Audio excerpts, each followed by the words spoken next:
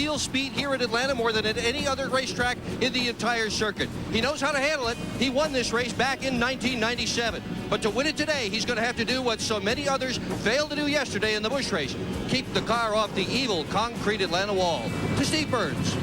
Dick, Bobby Labonte has crazy numbers here in Atlanta. He's won 4 times. He's been second 3 others. He's led 640 laps of competition. Today, though, he starts way back in 34th position, but Bobby Labonte fans, don't worry. A couple of years ago, he started at 37 and won the race. Matt Yoakum. The car color may be white, the number changed, but there's no masking the desire and growing maturity of the late Dale Earnhardt's replacement, young Kevin Harvick. The 25-year-old starts 5th and only his 3rd NASCAR Winston Cup start. A yellow stripe may be on his bumper, but this rookie has handled the pressure of an impossible situation like a veteran. Today, he hopes to leave one more RCR victory mark in Atlanta, but he has to climb that mountain at his own pace. Eugenie Zelasco. Well, Matt, run as hard as you can without scaring yourself. That is the plan for the 97 car, at least according to his crew chief. According to this driver, Kurt Busch, he has no fear. The rookie said, look, this is like any other track. Like any other track, I'll keep 4 tires underneath me. The rookie is confident. So for the rookie, I guess it's a case of what you don't know can hurt you, Mike. That's a pretty neat seat for a fellow who 2 years ago was sitting in high school. This grandstand is packed. The infield is jammed. Here's a look at the point standings as Sterling Marlin, the only driver to score a top 10 in every race, leads Jeff Gordon, trying to get the point lead for the first time in a year. Michael Waltrip, Dale Jarrett, and back through Elliott Sadler, 10. Get ready for some down-home Southern stock.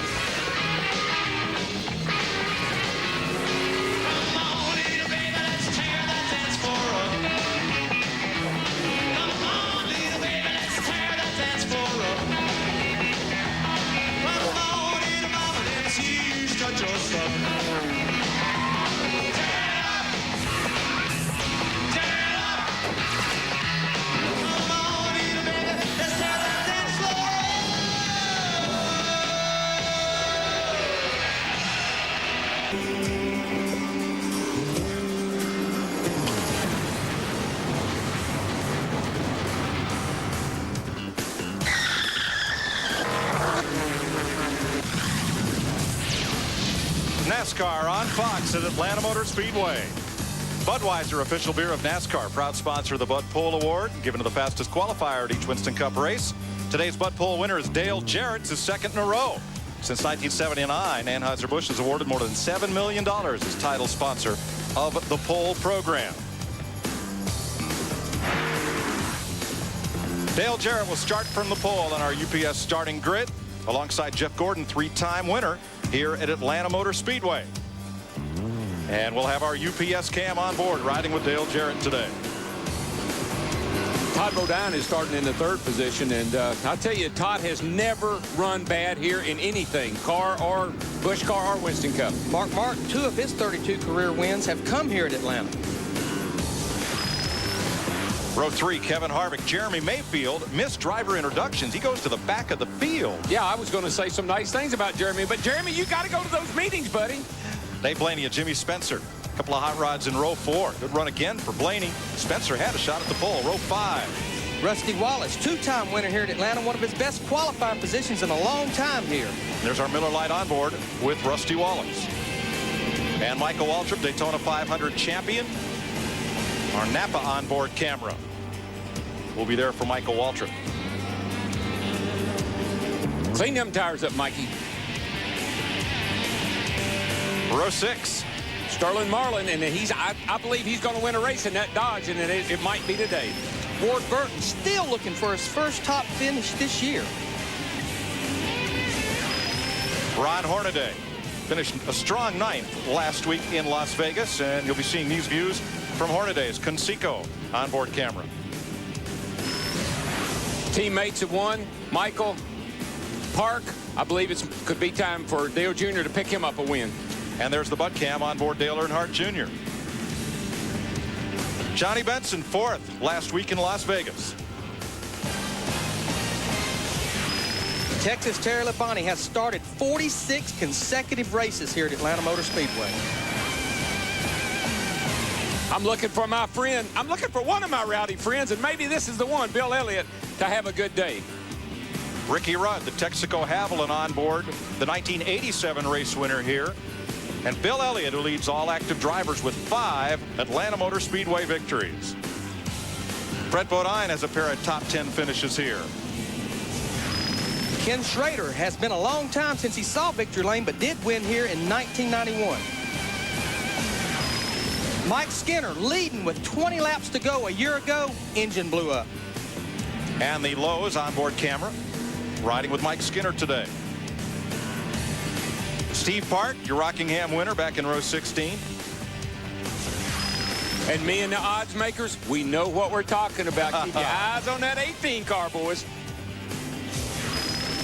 Kurt Busch, the rookie, career best 11th last week at Las Vegas.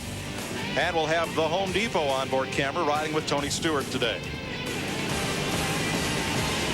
Jeff Burton still struggling in qualifying, but has 5 top 5 finishes here at Atlanta. Elliott Sadler back in row 20, 10th in the point standings for the Wood brothers. Rest of the provisional starters include Kenny Wallace, Robbie Gordon, and Ricky Craven. 3 drivers missed driver introductions: Robbie Gordon, Jeremy Mayfield, and Kurt Busch. They will go to the tail end of the field. And all of them are, you know, a couple of them, Jeremy and Busch, are both right up there, so that's a big blow to them. It's reported Jeremy Mayfield is ill and was ill in his motorhome. That's why he missed driver introduction. Man, why didn't somebody tell me? I could have been. Guys, can y'all do without me? He might need a relief driver. 325 laps, $3.2 million, including postseason award money. And the pit window today? 60 to 65 laps. Little question, do they want to stretch those tires that far the first run, but they can go this far on fuel. Well, as Willard Scott might have told us when he fired up those engines, it's a nice day here in Atlanta. 59 degrees, the hottest it's been, but this is the one we're going to keep track of over the day. The sun's out, that track temperature is just going to keep coming up. Racetrack's going to keep getting slicker, harder to get a hold of. Now, the cars that did not qualify for this race. Casey Atwood missed his first Winston Cup race. Rick Mast in the Hal Hicks Chevy, and Carl Long driving his own number 85 did not make the show. And throw in an extra pace lap. As you know, every race this season, to honor the memory of Dale Earnhardt, we will be silent on the 3rd lap of the race. We're hoping for the first time it will be a green flag lap. And the Speedway has joined us here at Atlanta Motor Speedway on the 3rd lap of this race. They will release 7,000 balloons, 1,000 for each of Earnhardt's Winston Cup championships. And they will ask each of the fans, some 135,000, to hold up 3 fingers in a silent salute during lap 3. In a lap, we'll be racing at what is now NASCAR's fastest track, because its 2 longest tracks, Daytona and Talladega, they use restricted engines. Talked to a few of these guys this morning, and they're all getting kind of, they don't really like this happy hour. It could be called brunch now because they're having it about noontime. They would like to have gotten back on a racetrack after the Busch race yesterday. The groove has moved all the way out next to the wall, and they didn't have it that way when they got the practice. Look how much corner there is here and how short a straightaway.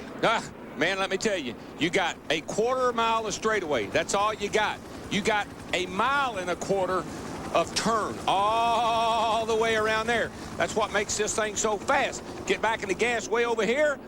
Come all the way back over to the first turn before you ever lift. You're going to be doing 200 miles an hour when you run down into turn 1, and it is breathtaking. See these suites here? This was the front straightaway. This was the start-finish line. In 1997, instead of tearing all that down and replacing it, this is now the back straightaway. And what was the backstretch with no seats or suites has been totally reconfigured as the front straightaway. Well, I like the suites, but I wish they'd have left the track alone. Because once they changed it, it changed everything.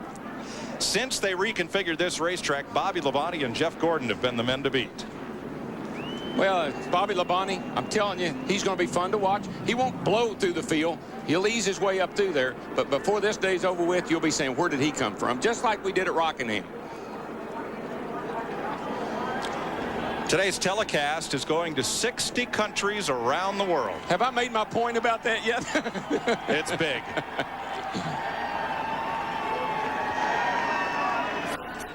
Hope you're at the ready with NASCAR on Fox getting set for round 4 of the Winston Cup Series. Pace cars off, boys. Reach up here and pull on them belts one more time. Come to the green flag. Feet. Here we go, guys. It's going to be a big one.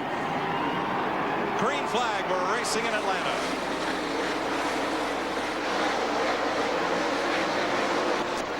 You got away. Nobody wobbling, bobbling, or anything.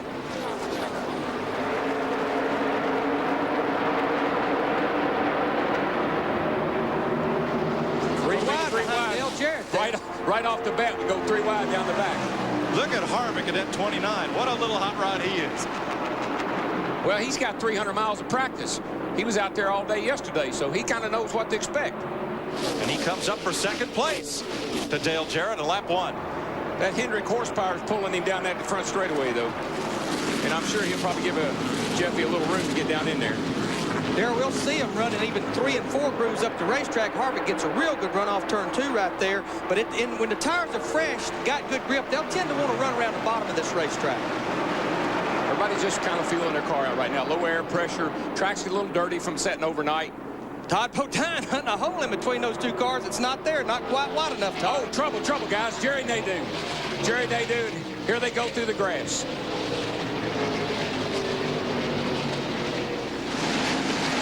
Got Robert Presley sliding through the infield there in the 77. Gets stopped before he gets to the pits. And I don't know if you've noticed or not, but we're coming up on lap 3. This is the third lap. Week in a row.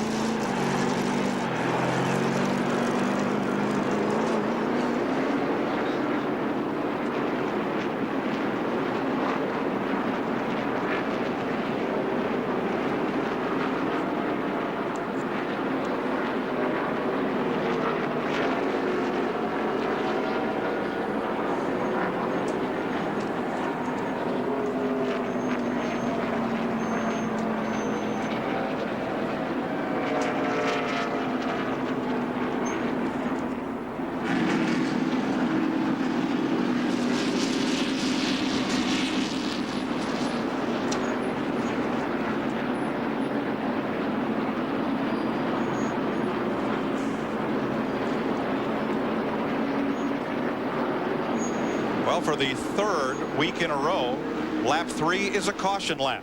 Let's show you what happened to Jerry Nadeau, number 25. What happened coming off of turn 4 down here, coming down into the tri-oval, and normally what happens there is somebody gets under somebody and they get together. See if we can see what happened back in here. No. I believe Nadeau's out there all by himself. Maybe got up in some of that loose stuff that we saw the Busch cars get in yesterday. Here we go. Yep. He was all by himself, spun around, went down in the grass, and man, watch these cats here. They're coming 180 mile an hour right through the grass, Larry. Let's see Michael Waltrip's view. Boy, the Robert Presley in the 77 just missed Jerry Nadeau. They did the Tennessee waltz right there in the infield. Ooh. Looks like he might have come down on Michael. Michael got in his left rear just a little bit, but Jerry come down on Michael. Well, that's why our drivers hate in-car cameras.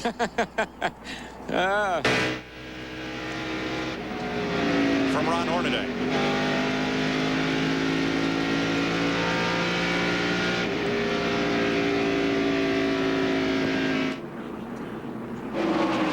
Caution is out, and about 12 cars toward the back of the field are going to make pit stops. We'll come back and recap them in a moment. NASCAR Winston Cup Racing, presented by UPS on Fox, is brought to you by Dodge and the UAW.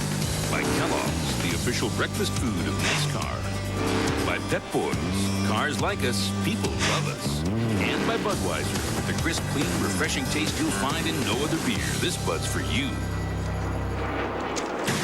Welcome back from Rusty Wallace's camera. There's the contact. Yeah, Michael, didn't cut Nadeau much slack there. We got a green flag. We're back racing. Kevin Harvick on the outside here, going into turn 1, trying to get that lead from Dale Jarrett in the 88 car. Gets a good run up off the corner right there, Darrell. He did, and boy, Jarrett had to... Look at Jeff Gordon all the way to the bottom. Jarrett seemed like he had a problem coming up out of that turn, and I think that the 29 car messed the air up over his spoiler and caused him to get loose. Kevin Harvick, 25 years old out of Bakersfield, California. Expected to run the whole Busch Series this year, and he will. He'll also run the whole Winston Cup season. You know, something always, it always amazes me is how hard these guys will race right from the green flag. It's like, let's get in line, let's get settled down a little bit. They start three-widening it and pushing and banging into each other as soon as the flag comes out. Here comes Sterling Marlin in that number 40 Dodge. He's wasted no time working to the front. He started 12th. And Todd Bodine, who picked up another top 5 finish, though not a win yesterday. Todd in that 66 right up there. And he did it in that groove. He was running right there about 2 lanes up the racetrack yesterday. Some of those guys that run the Busch race yesterday, Michael, Todd, and a couple others, Harvick, they're all going to be looking for that top groove because that's what was working yesterday.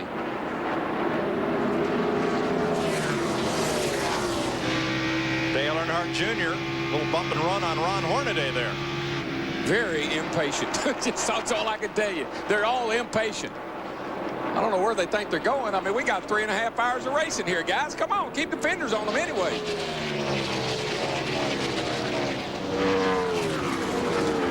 Back up front, Jeff Gordon draws a bead on Kevin Harvick. The car Kevin Harvick is driving, the 29 car, that was a brand new car in November. Dale Earnhardt finished 2nd here in Atlanta in the fall race. You know, that's got to be, golly, that's got to be a thrill, driving that car, leading the race, and then only his 3rd start in that car. I mean, this kid is for real.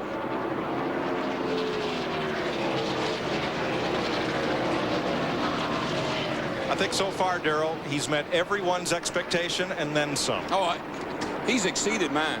I thought that the pressure of jumping in that car and having to work with a Winston Cup team for the first time, it might be more than the young guy was ready for. But let me tell you, he's got all 6 barrels loaded. And those two are getting away from the 3rd place battle. Also, Mark Martin on the move, pulling up on Joe Nemechek. This is for 7th place. This could be a Mark Martin racetrack. A lot of guys are going to have to go to the top. He'll hang around the bottom. And there goes the 40 and the 66 right there. And then 93, they got a good race going right here for 4th place. What keeps happening right here, Sterling running the bottom groove in the 40 car, but Todd Bodine gets that run off the corner on the high side, gets the lead back before they get to the next corner. So Todd vaults to 3rd place. See that 40 car lunge forward? He just gets back into gas a little quicker, but he runs out of room. Look at Dave Blaney in the 93 car right there. He's going to take advantage of these guys racing side by side. UPS cam on board Dale Jarrett right behind them. Surprisingly, Dale Jarrett on the start jumped way out there, but he's had to work his way back up after that last restart. All right, this is coming off turn 2, looking out Dale Jarrett's car. See 8,300, 8,400, 186, almost 187 miles an hour, off the throttle just a little bit. Bam! Right back in the gas right there. Wide open from right there all the way back around to here. That's where you run the thing wide open. Running 160 miles an hour in the middle of the corner off the throttle. Off the throttle. And they know, then you wonder why it takes a brave young man to run this joint. On the point, Kevin Harvick, the rookie. Right behind him, the man who's trying to extend his win streak to 2, Jeff Gordon. There is the gap back to the 3rd place car. It's almost 2 seconds. One of the guys I drove for one time, I asked him, how do you pick a driver? He said, I like a driver in his late 29s or early 30s. Bobby Labonte sneaking underneath Kyle Petty. Remember, Labonte started back in 34th position. Right now, they're battling for 23rd. Imagine that. I talked to Bobby. The reason I talk about him so much, I talked to him this morning. He was in the pre-race show down at Hollywood Hotel. And he was telling me, he said, watch me, DW. I'm going to be good today. You can put your money on me. How about Ricky Craven in the 32 car right there? Started dead last. Already worked his way up to 25th. Right on the bottom of the racetrack. That team has had some impressive runs. I mean, the run he had at Rockingham, he did have a oil leak problem there at Las Vegas, but he looks good again today. On board the Home Depot cam with Tony Stewart, Bobby Labonte's teammate. I talked to Greg Simpedelli, Tony Stewart's crew chief, and he had the same comments as so many crew chiefs had. It's like we can get the thing turning good in turn 2. Front end biting, but it's too loose in 3 and 4. If we get it tightened up in 3 and 4, it won't turn in turn 2. Well, see, that's what I've been trying to tell you. That's what I tried to tell my crew chief. They said, how can that be? I said, I don't know. You fix it. Jimmy Spencer on the move. I love it when the crew chiefs say, tell me what it's doing. Tell me what it's doing, and I'll fix it. Then you tell them, they say, well, what? I don't understand that. And here from the Pfizer Viagra cam, Mark Martin, trying to pull down on Spencer, but he's got Joe Nemechek gathering ground on the outside. Nemechek, our winner from yesterday's race, and he's right up there where he was yesterday. Look how soon he was back in the throttle. How much that car lunged right there. Whoa, don't look back. Man. Now they've got company. Dale Jarrett, or rather Dale Earnhardt Jr. and Rusty Wallace have caught them. Back up front, Gordon for now seems content to pace himself with Kevin Harvick. Just on a little Sunday drive. 17 laps completed at Atlanta. You're watching NASCAR on Fox. 1,000 people here, and they've just seen all the front four positions change. For the lead moments ago, Jeff Gordon. Bobbled by Kevin Harvick up the racetrack. That's all Gordon needed. Yeah, he just got back in the gas. He's got a full head of steam. All of a sudden, the car pushes a little bit. Front end bites. Back end comes around. Got to get out of the gas and regroup. He was ready to jump in the gas, but the car wasn't quite ready. Wasn't quite ready. Gordon is the first driver to lead in each of the first four races this year. Next weekend, Darlington. Well, if these guys are running this high at Atlanta up against the fence, they'll be out by that old cafeteria, that little restaurant, come next week. They'll be outside the track. Their cars will be out in the Hall of Fame before they're ready to go to the Hall of Fame. Also, Dale Jarrett got past Sterling Marlin. That will change third and fourth. For more on Marlin's car, Dick Berggren. 10 Dodges entered this event today. Only 2 of the 10 chose to run in older race cars. Sterling Marlin, currently running in 4th spot, was one of those. Rather than take a brand new race car, which is available to him, he selected the car that he ran last week in Las Vegas. That car led 34 laps, finished in 3rd spot. Sterling is one of the more superstitious drivers. He finds a deal that works for him. He sticks with it. He may run this car all year, Mike.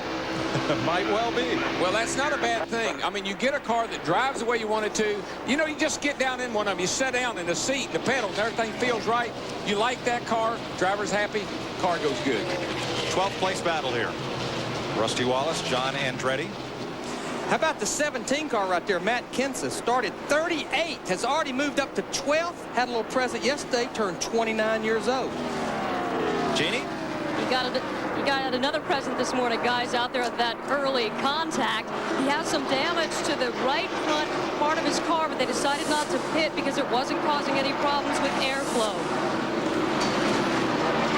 Kenseth and Dale Earnhardt Jr., the 2 drivers who battled for last year's Rookie of the Year honors. Kenseth prevailed. They both won races. And here they are as sophomores. You know, that damage he was talking about to these front fenders on these cars, sometimes you pull them way out to get front grip, get more downforce. Sometimes you knock them in a little bit and the car actually ends up driving better. See, he run on the high side all the way down the back straightaway, got that run off in the corner and just maintain his speed. He's all the way up against the gray stuff. You don't want to be up in that gray stuff quite yet because you will be into the wall. There's a telemetry in on Dale Earnhardt Jr. He's going off into turn 1 right there, about 8,500 RPMs, right here in the middle of the corner, back to the throttle, 159 miles an hour, right in the middle of the corner, wide open throttle onto the backstretch.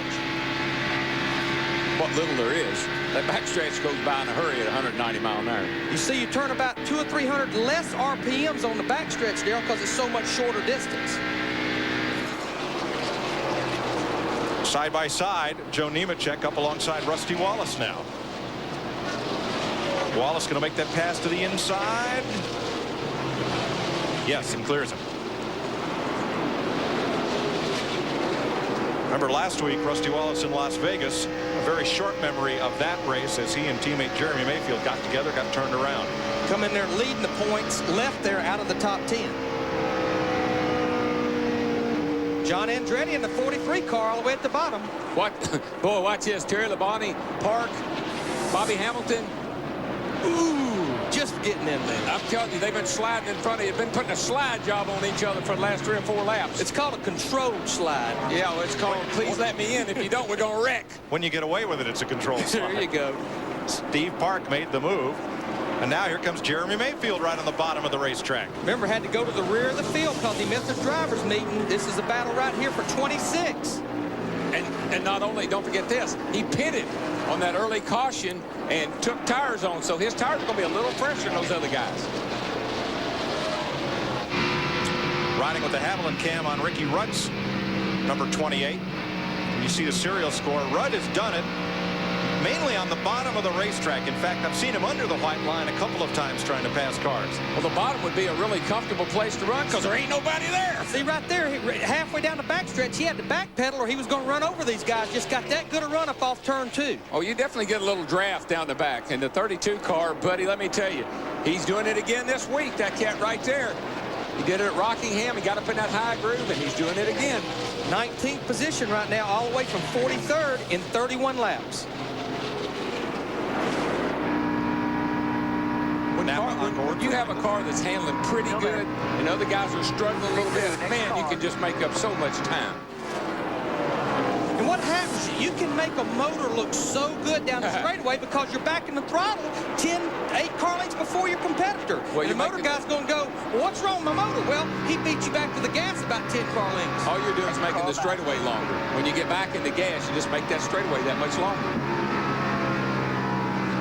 Like I said, they got 800 horsepower if you hold it wide open. Jeff Gordon leading Kevin Harvick by 1.2 seconds. Dale Jarrett is another 1.4 seconds back.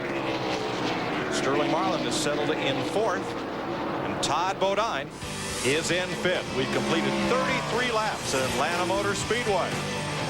This is NASCAR on Fox. Welcome back to NASCAR Winston Cup Racing on Fox. Today we're at Atlanta Motor Speedway, presented by UPS. It's the Cracker Barrel Old Country Store 500.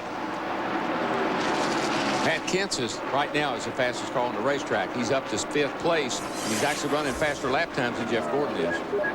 Here's the man they're trying to run down, picking up right where he left off, leaving Las Vegas. A 2.1 second lead on Harvick. Okay, but just remember what I tell you about as a driver. You want to know where everybody is. Here comes Jeff Gordon off turn 4, and we're going to use the start-finish line as our reference point. They will tell me wherever I am on the racetrack, they'll say the leader's at the line now, and that gives me a reference point.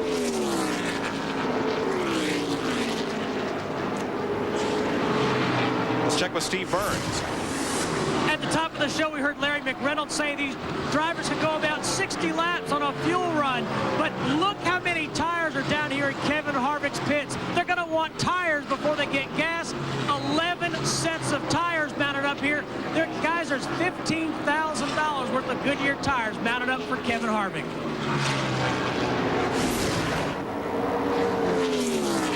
When the track's this slick and this hot, caution comes out. Everybody's going to be to pit road getting 4 tires. It don't matter how many laps you've run. The good news is you got 11 sets. Bad news is you need 15. You got to go back and get some more. Harvick's trying to get his first Winston Cup victory in only his 3rd career start. Now that's happened 4 times in NASCAR history. Bill Norton, Bob Flock, Johnny Mance, and Dan Gurney in '63. Here comes my leader right now. He's at the line. That's our reference point. Now I'm going to show you how far behind. Harvick is 2 seconds behind. Here comes the next place. Todd Bodine just went by. He's 6 seconds behind. There goes Jimmy Spencer. He's 11 seconds behind. So right now, Jeff Gordon is probably in about the middle of the back straightaway.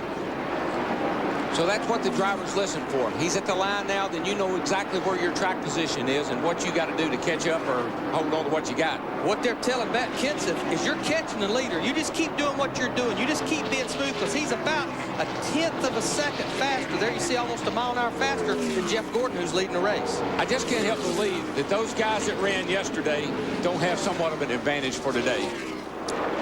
Now there is the interval over the last 5 laps, and you see how Matt Kenseth is knocking it down. He's knocked 0.6 of a second out of Jeff Gordon's lead in the last 5 laps. And he's running right up next to that wall, and there's Ricky Craven putting a move on Rusty Wallace. Battle for 12th. They go off into turn 3. They both go up a little bit up near the wall. Right in the middle, you're all the way there, and who gets back in the gas first? Rusty did. See that gap open up a little bit? You know, if Craven's crowd ever figures out how to qualify as well as they're racing, they're going to be something. Well, I think he and Mike Beam are just working on things. You know, there's a new combination there. I bet you before the year's over, they'll figure the qualifying and the racing out. 43 laps complete here at Atlanta. Jeff Gordon continues to lead Kevin Harvick. You're watching NASCAR Winston Cup Racing on Fox, presented by UPS. Most storied super speedway, Darlington. All on Saturday, Winston Cup qualifying on Fox Sports Net, the NASCAR Busch Series on FX, and then Winston Cup final practice follows on FX. Sunday NASCAR this morning and NASCAR Victory Lane on the net. The NASCAR Carolina Dodge Dealers 400 live on Fox, 12:30 Eastern Time. Here at Atlanta, pit stops have begun. Brett Bodine has been in. Jeff Gordon remains out front over Kevin Harvick, Sterling Marlin, Matt Kenseth up to 4th, and 5th place Dale Jarrett. Yeah, he's starting to lap some of the cars at the back of the field. These guys here. How about Jerry Nadeau was in that first spin a while ago in the 25 car. He's already moved back up to 17th position there, going underneath Ricky Rudd in the 28 car. Didn't really hit nothing when he spun. Come back in, got 4 tires, back out there, at it again. But I think that's the key, Larry. It's the 4 tires. Even though that was 4 or 5 laps into the race, he got 4 tires on. He's got 4, 5, maybe 6 laps advantage on some of these other cars. And I talked to his substitute crew chief, Gordon Gibbs, because Tony Furr, he's got a few more races before he can come back after that suspension at Daytona. This is the same car they won with in November, but he said, we just, like Greg Cianfrocco and Tony Stewart, we just can't get the balance between the 2 ends of the racetrack. Well, I tell you right now, he got off of turn 4 real well, and he passed 3 cars in one swoop there. So they're going to the front. He's running around the bottom. Looks like the car's handling good. He's not fighting with it. Got his hands nice and smooth. He just waved to John Andretti. Thank you for letting me by, John. See you later. Nadeau, the most recent of 4 drivers to pick up their first Winston Cup victory on this speedway. When you can get down on the bottom like that right there, you can really pass a lot of people if you can get back in the throttle. I can add, guys, yesterday when I talked to Jerry Nadeau, he was telling me about the same thing that Larry did. They came here with the exact same setup they'd won the race with and run so good here, but this new tire, they had to take every bit of that stuff and throw it back in the truck and start all over again. And what they've been able to do is find out that, hey, put a little bit more right front spring in this thing, a little bit smaller front bar than what normally they'd run, and it really works out really well for them. Gordon is our leader here, Jeff Gordon. He's having a heck of a time with Robert Presley there. He caught him, but he hadn't been able to get around him. Again, that's one of the cars that had to pit a little early because he spun through the grass. I believe you see the difference there. Now, Gordon's down under him, but he hadn't been able to make that pass. Presley in the 77 gets that run off turn 4. He's just trying to stay on the lead lap as they come up on Kyle Petty in the 45 car. Robert Presley comes into this race 8th in the points, the highest he's ever been in his career. He and Kyle in the 45 trying to stay on the lead lap. And you see that high line, he gets just enough momentum off of the turn that he pulls right back ahead of Gordon. Gordon will drive up to him right into the turn, but he drives off of there a little better. Robbie Gordon made a pit stop. Here's Ricky Craven on pit road. Well, these pit stops are going to be oh so critical. That in and out time. Johnny Benson's in. Steve Park is also in. And this is one of the few crews that's wearing all helmets. You see tire changers, everybody's wearing helmets, Matt Yoakum. He goes to work on the right front. A 4th tire stop for Johnny Benson. He said his car was a little tight there, going to adjust with air pressure. Second can is in, and he's down and away to Jeannie Zalasko. Saturday was Matt's birthday. The Jackman, Jeff Vandermoss's birthday as well. How they celebrate preparing for today's race. And they took a half-pound out of the right rear and crushed the grill here in this stop. Terry Labonte is in. Also Mike Wallace making pit stops under the green. And Kevin Harvick comes back after the lead. The reason for that, Mike, is Gordon can't get around that 77 car. He's tried him high, low, every way. He can't get around him. I held him up, and that allowed the 29 car to catch back up. Johnny Benson scoots away. He's on fresh tires. He should run away from that group. Not just right out of the picture is Sterling Marlin, who is catching up. Rusty Wallace is in. Elliott Sadler has made his pit stop. But I'm Robbie Loomis, Jeff Gordon's crew chief, and what I've told Jeff, look, we're a handful of laps from coming in the pits. Just don't get yourself in trouble, that 77 car. Let's just be cool here, be smooth. We'll be in here and get us 4 tires here shortly. But I'm screaming, but he's holding me up. Go talk to his spotter. Tell him to get him out of my way. Pole sitter Dale Jarrett comes in. Ward Burton, Mark Martin, John Andretti, Bobby Labonte. Here they come. And here come the leaders. Bad time to pit, guys. Bad time. Steve Burns. Here it in. They're going to make a track bar adjustment. The catch can man, Rick Colson, is the one that's going to make that adjustment. 4 tires for Dale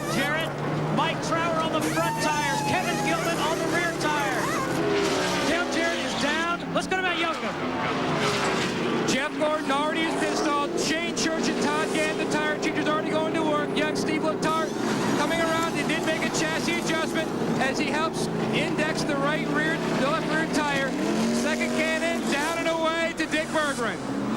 Sterling Marlin also in for 4 tires. They're very pleased with their race car. No major changes in the car. 16-second pit stop to Steve. Dick, Kevin Harvick just made his stop. No adjustments to the number 29. They changed 4 tires, and he's off of pit road.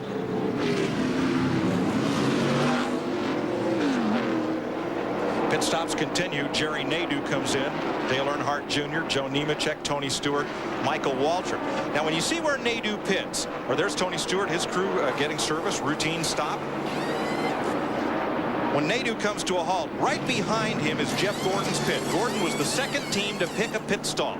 So they picked a spot just in front of an opening so Jeff could get in cleanly. And they put another Hendrick car, Nadeau, right in front of him. Open space, Gordon, and by pitting Nadeau there, they won't pit him at the same time as Gordon, and Jeff will be able to get it in out clean. That's by design. A bad time to pit because so many cars come on pit road at the same time. If I'd have had my spotter or my crew chief, I would have not come in that lap. I'd have made one more lap. You know, at Daytona and Talladega, you always want to pit with people because you don't want to lose that draft. Anywhere else, including here in Atlanta, the best scenario is be on pit road by yourself. No traffic to deal with. Hey, you let the dogs out. The new leader's Kenny Schrader. Look at this. The 40 just drove right around the outside of the 24 car, Gordon, and he's motoring right along. And he was in 3rd place when we went to when everybody started making their pit stops. All right, Schrader's going to pit and give up the lead. So, Mike Skinner, you're riding in the Lowe's cam with Skinner. Schrader just in front of him as they come down pit road. 6 away, 4 away, right here. That was Royce McGee, the crew chief, counting Mike down. When you look down, a driver looks down pit road, all you see is a bunch of signs, so you kind of count yourself down. 10 away, 5 away, 2 away, you're here. Robert Presley has picked up the lead. Imagine that. I mean, he was holding off the leader just a few minutes ago. All the way out. Tim, you got him. Forward, just stay wide here. What's the speed? And now Presley will come in. Boy, right now is when ins and outs are so crucial. How quickly you get to the end of pit road and how quickly you get back out on the racetrack. Everybody has to run the same speed down pit road. It's 45 miles an hour. But it's how you can get through 3 and 4. Getting on the pit road can really make a difference. Yeah, everybody makes fast stops, but you know what? I could literally stand up here now. I didn't think you could. Watch this race right here. The 40 and the 24 having at it right now. For the lead.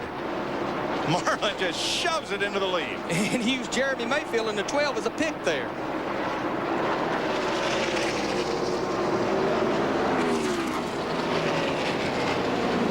So Sterling Marlin, who coulda, woulda, shoulda won Las Vegas, and is the only driver to finish in the top 10. There's Chief Tony Glover as we go to break with Sterling Marlin leading in a Dodge. You're watching NASCAR on Fox. Laps complete here at Atlanta. Jeff Gordon back into the lead over Sterling Marlin. Kevin Harvick continues to hold tough in 3rd. And another young gun, Matt Kenseth, in 4th. But Sterling Marlin, he accomplished what he needed to accomplish right there. He got him 5 bonus points for leading a lap. You lead just 1 lap, it's 5 bonus points. Adds up at the end of the year. Here's how the lead changed hands. Watch this. Up on that high side. Jeff Gordon hooking that white line in that Got it. 4 car. When Sterling went up, here he comes. Does Michael Waltrip have a problem, Steve? Mike, I just walked into the pits and asked some of the crew members. They think he's got a broken shock, and that would explain why that car will not handle. And that could have happened when he made contact with Nadeau early on. He bent that right front fender up pretty good, and he could have done some damage to his chassis. Heavy traffic for race leader Jeff Gordon. Stacy Compton, Kurt Busch, Mike Skinner. Hole wasn't quite big enough. That's when the spotter earned his money right there.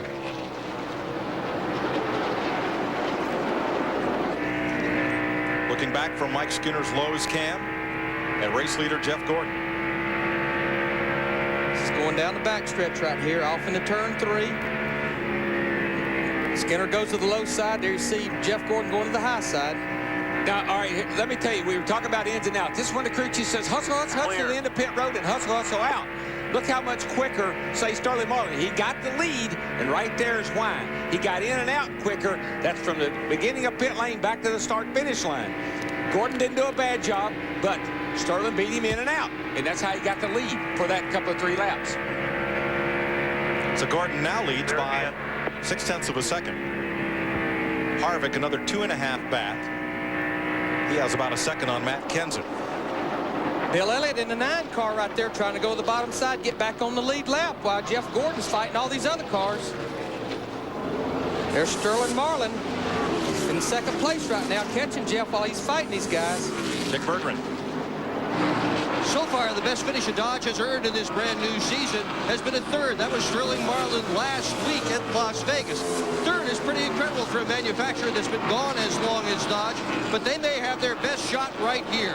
This morning, I talked with Louis Duncan, who is an aerodynamicist for several of the Chevrolet teams, and he was just shaking his head. He said, you know, the nose of that Dodge looks just like a bullet, and they've got lots of downforce in the front. That helps them get in the corners and helps them get through them as well. Dodge may make it today. Let's go to Matt. 2 laps ago, Dick, Tom Bodine in the 66 car came on radio to his crew chief Larry Carter asking, is there any wood in the frame rails because something is burning? There is a little bit of smoke in the car. 1 lap ago, he came on and said, I think there's a hole in the tailpipe. It's burning stuff underneath the floor, and my feet are very, very hot. Now, what he's talking about, why would there be wood in the frame rails? These cars have to weigh 3,400 pounds. We have to put lead in the frame rails to make it up to 3,400 pounds, somewhere around 200 to 300 pounds. Sometimes the frame rail's so long you don't need that much lead. You space it where it can't go back and forth with wood. We had this happen one time with Davey Allison, and he said it was like a chimney with smoke coming out, so everybody started going to aluminum spacers. Let's let you folks with surround sound crank it up for a bit.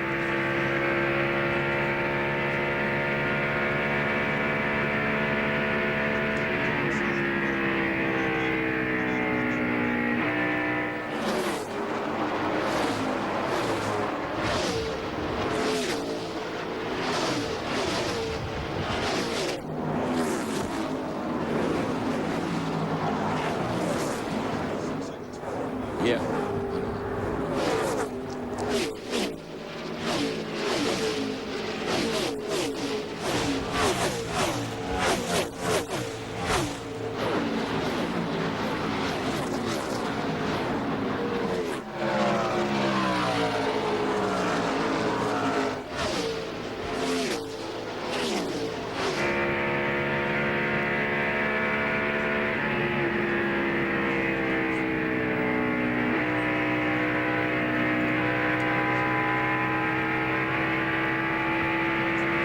There are more different lines around this racetrack than there are secret escape routes to the airport. I'm telling you, it's the cars are running everywhere. And my man, Bobby Labonte, I'm going to find out how good his car is before we get to the end of the race, because he's about 6 seconds from getting lapped. This is a battle for 20th. What we got to remember, the 99, the biggest thing they'd like to do today is be running at the end with all 4 fenders and tires on. He has wrecked the last 2 weeks. One of the favorites coming into this 2001 season to be the champion, but they got a lot of ground to make up. There's 2 drivers that led the points at the end of last season, and this year they're hanging on by their fingernails just to stay on the lead lap. What's happened? It's them tars, different tars. The biggest problem they got is that blue and orange 24 right there. He's only about seconds behind these guys. That's them flames on that one. It's the tars on them others, the flames on that one. We've completed 78 laps here at Atlanta Motor Speedway. Jeff Gordon continues to lead. Sterling Marlin and Kevin Harvick. Welcome back to Atlanta. Steve Park's engine has let go, and he brings out the caution for the 2nd time today and makes that hard left into the garage. Now, just prior to that, Elliott Sadler made an unscheduled pit stop and went a lap down. Michael Waltrip came into pit road but kept going to try to avoid going a lap down when his teammate's engine let loose. Riding along with Michael there. I'm not sure it's a shock. Let's come in and change right sides first. Pull the rubber. And Jeff Gordon leads them around under caution behind the safety car. First caution was at lap 2.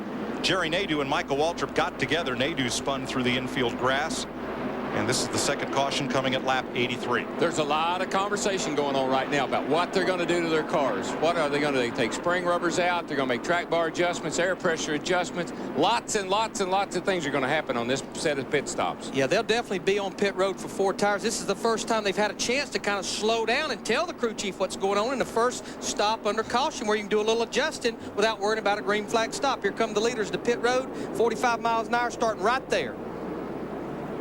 That's when the crew chief tells you, slow down, man. I can't do all those things at one time. There's your triple split pit box with the first 3 drivers, top to bottom. Matt? The 24 car on the top of your screen, Jeff Gordon and crew chief Robbie Loomis were talking about what changes to make on this 24 car. They discussed a track bar adjustment, but I did not see the handle going in the back window. Looks like just air pressure for the 24. Dick Berggren. Sterling Marlin pits out of second position. He is running just a little bit tight up high. Meanwhile, Dale Earnhardt Jr. went over his pit line. He had to back the car up. That'll be a slow pit stop. To Steve. Kevin Harvick's down and away right behind Dale Jarrett. Harvick made no adjustments to his car. Dale Jarrett said, I'm still a little bit tight in the center. Let's make another track bar adjustment, Dick Berggren. Earnhart Jr. finally gets away. That's a very difficult thing to have happen. He has got to get the car in the box. If it's out of the box and they work on the car, it's a 1-lap penalty, so they had to push him back. Very costly pit stop for Earnhardt Jr. Tony Eury there on the horn to Dale Jr. 7 different leaders, 8 lead changes. Thus far, a very competitive race, but little agreement on what line to run around this racetrack. We'll be right back. After pit stops, Jeff Gordon. Again, your leader, Kevin Harvick, Dale Jarrett, Sterling Marlin came out 4th, Matt Kenseth 5th, Rusty Wallace. The way they're running as we're getting set to go back to green. Oh, Dave Blaney's hanging right in there. And trouble for Michael Waltrip. That's not the way you want to see your hood. Steve? Mike, as I reported earlier, they thought they had a broken shock. They just had the hood up. Then they thought they had a flat tire. We'll check with crew chief Scott Eggleston and find out exactly what the problem is for Michael Waltrip. Started into 3. I'll tell you what, I've run here so many times when I said I got a broken ratchet in the gear. I've got a tire. This track will throw you more curves than any track I've ever been to. Gordon came out where he came in. Kevin Harvick picked up a spot, as did Dale Jarrett. Sterling Marlin lost 2, and Matt Kenseth gained 13 spots on pit road, according to that graphic. Getting set for green. Here we go.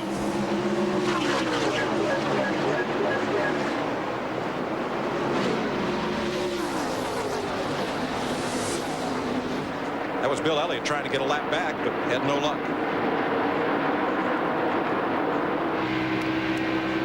And we got us a new race, guys. Load them up, set them up, let's go again. Everybody's worked on them, got 4 fresh tires, just like we're starting all over again. Let's see who comes out on top this time. You see all the capes flowing from the back of those spoilers? They're all Supermen now with new tires, right? Them stickers on. And they've made adjustments. They've tightened them bad boys up. Now you can gas her and go. Saw that yesterday. Nemechek come in, took a rubber out of the right rear, won the race. 88 laps complete here. We've had 8 lead changes, 7 different leaders. Jeff Gordon has led 65 laps. Kevin Harvick 12. Dale Jarrett, the pole sitter, has led but 6 laps. Sterling Marlin, Robert Presley, Jason Leffler, and Kenny Schrader have each had a turn at the front spot. Dale Jarrett in the 88 car there went by Kevin Harvick for the 2nd position, so he's back on the move again. This is looking out the front of his car. That's Bill Elliott there in the red number 9 trying to get that lap back. Yeah, a caution flag is just like calling timeout. Gives you time to go in and set up some new plays, make some changes, and go again. Now for more on Dale Earnhardt Jr.'s stop, here's Dick. Tony Eury came by the number 40 team and expressed his displeasure at the way the pit stop had gone. It was Eury's position that the tire for the right front on the number 40 Sterling Marlin's car had been left in the way, and that's the reason that Earnhardt missed his pit. But they replayed that pit stop here in Marlin's pit. Front tire changer. Darren Wolf looked at it twice. He said, "Ain't nothing wrong with that one." Eury's back on his box. They're back on theirs. And that's why you'd rather have that teammate pitting next to you instead of that adversary. Sometimes that can be good, sometimes that can be bad. Yep. Sometimes you get to competing against each other. I don't know how they know what. Look at Kurt Busch all the way against the wall there getting in turn 3.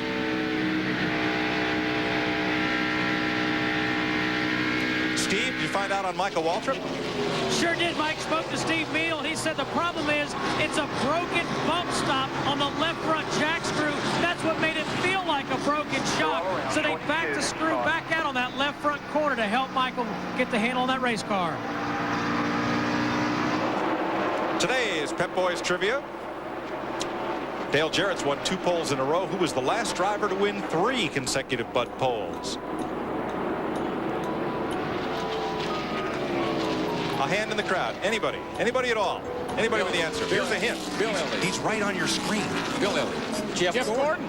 Thank you. 1996, Charlotte, Dover, and Pocono, 3 in a row. Matt?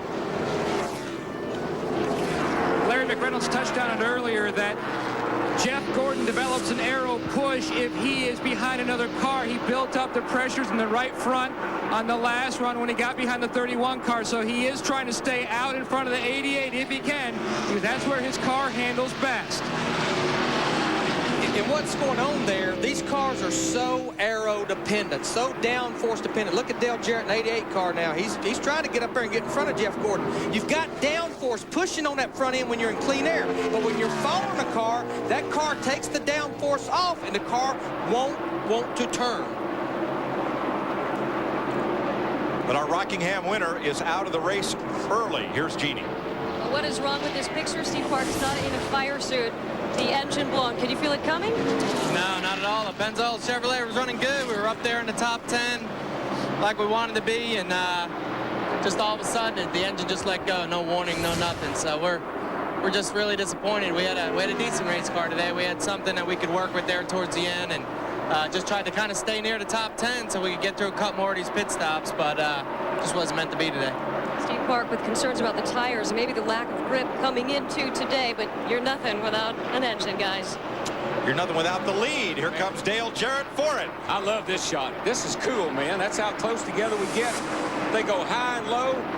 Watch them come there. Got the momentum off of turn 2, heading down the back. Steve Park came in here 5th in points and will drop out of the top 10. We're down here in the middle of 3 and 4 now. Here we come. Coming around turn 4. Starting down toward the start-finish line. Gordon's got a good head of steam. He's running a little higher line.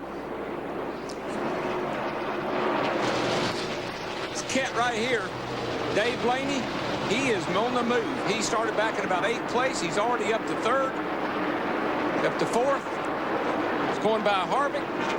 That old Dodge is trucking along pretty good, boys. He was 6th on the restart, and I would have to say that Bill Davis team right there with Dave Blaney gets the most improved award for the season so far.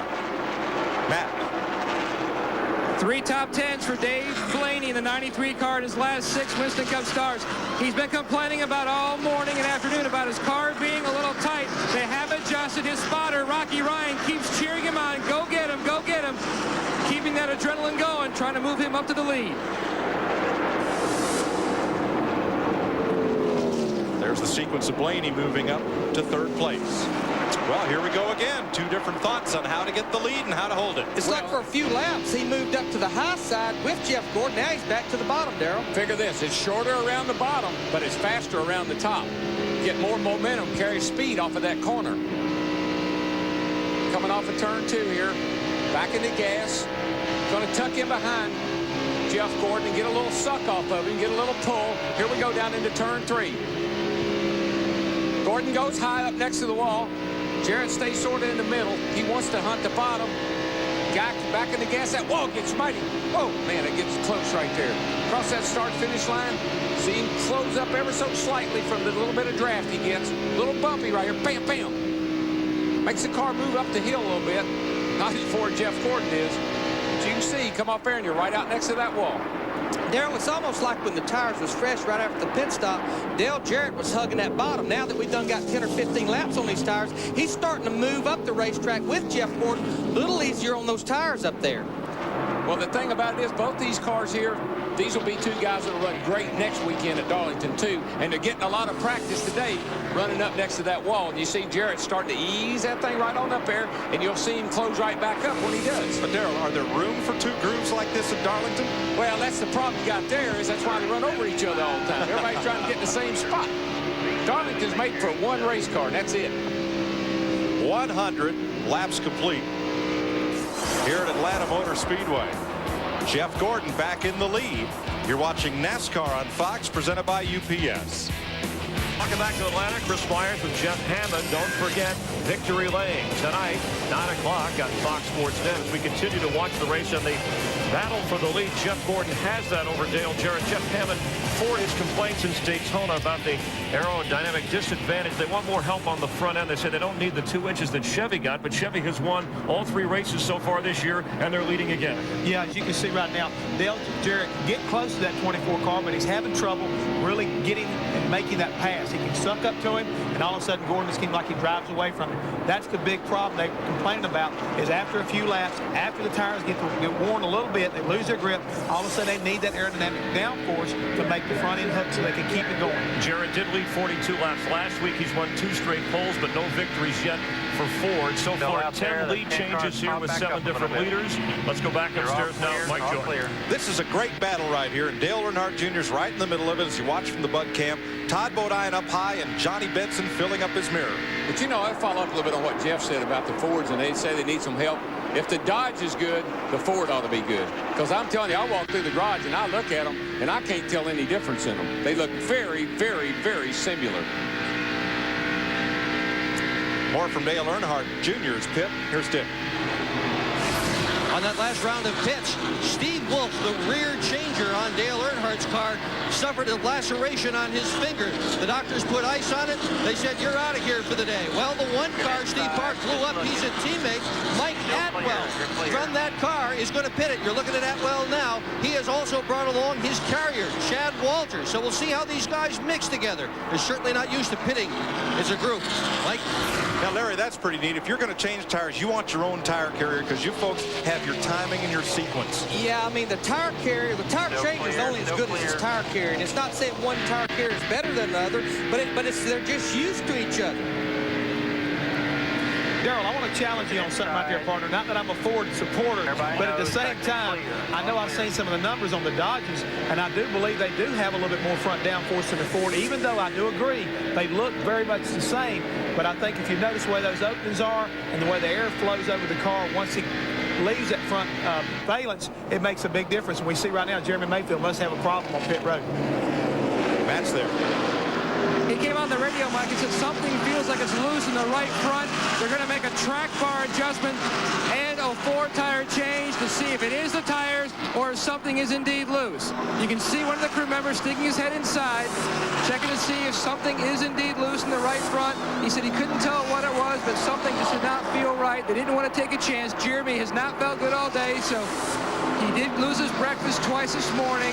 They thought they may have to get a relief driver, but Jeffrey Baker did not see anything wrong in the right front. Now we're on to the left side to Jeannie. Well, Matt, it is frustration with the 18 car. Bobby Labonte says it is pushing like a dump truck. Last pit, he took one rubber out of the right front, made a track bar adjustment, about a 1/4 inch, but it actually made it worse. Crew chief Jimmy Makar told his driver, hey, hang in there, let these new tires settle in. Darrell, Bobby's driving your dump truck. Well, he is, and I know a lot of people haven't ever driven one, but that's not a fun thing to be. Let me just follow up again on what Jeff said. Some of these cats, Jeff, can take urine and beat his, and some of them take his and then beat urine. And I think that's the big difference. And I agree with what you're saying right there, Darrell. And I think it's going to be going on a long time as long as Ford doesn't get in victory lane. You know how it is. You've always told me the squeaky wheel gets the grease. And right now, they haven't been able to get into victory lane like they've been able to in the past. So automatically, you got to go down to that big red rig and start complaining. Otherwise, they're going to leave it like it is. Dad, or come over to the Hollywood Hotel, do a little complaining, and get them on national TV. There you go. Come on down. Well, watch Todd Bodine here in 66 trying to hold off the 10 of Johnny Benson while trying to overhaul the 8 of Dale Earnhardt Jr. It's almost like he got such a run off this corner right here a while ago that he got up on the 8 car so fast he had to back off the throttle, and the 10 car caught him before he could get his momentum back. Bill Elliott in the 9 car now. He's a lap down, so he's really not in racing these guys for position. Look at the 10 car down to the bottom there, Johnny Benson. Ooh. Got to have a pretty good hand on an automobile to get down under somebody out of the corner like that and not get into him. I did pick him, you'll remember. You picked Benson? Yeah. Just look at him at the bottom. He's almost on the white part of the apron right there. Gets a great run off turn 2 right there. But you see Todd Bodine up high. Keeps that momentum. Keeps them RPMs up. Back into turn 3. Johnny Benson back to the bottom. Now we got a good race going on for the lead up here. The battle for 5th position right here. Remember, Jerry Nadeau, one of the first cautions about lap 2, spun out. He's done worked his way back to the 6th position. That last caution flag got everyone caught back up together on the same pit stop schedule.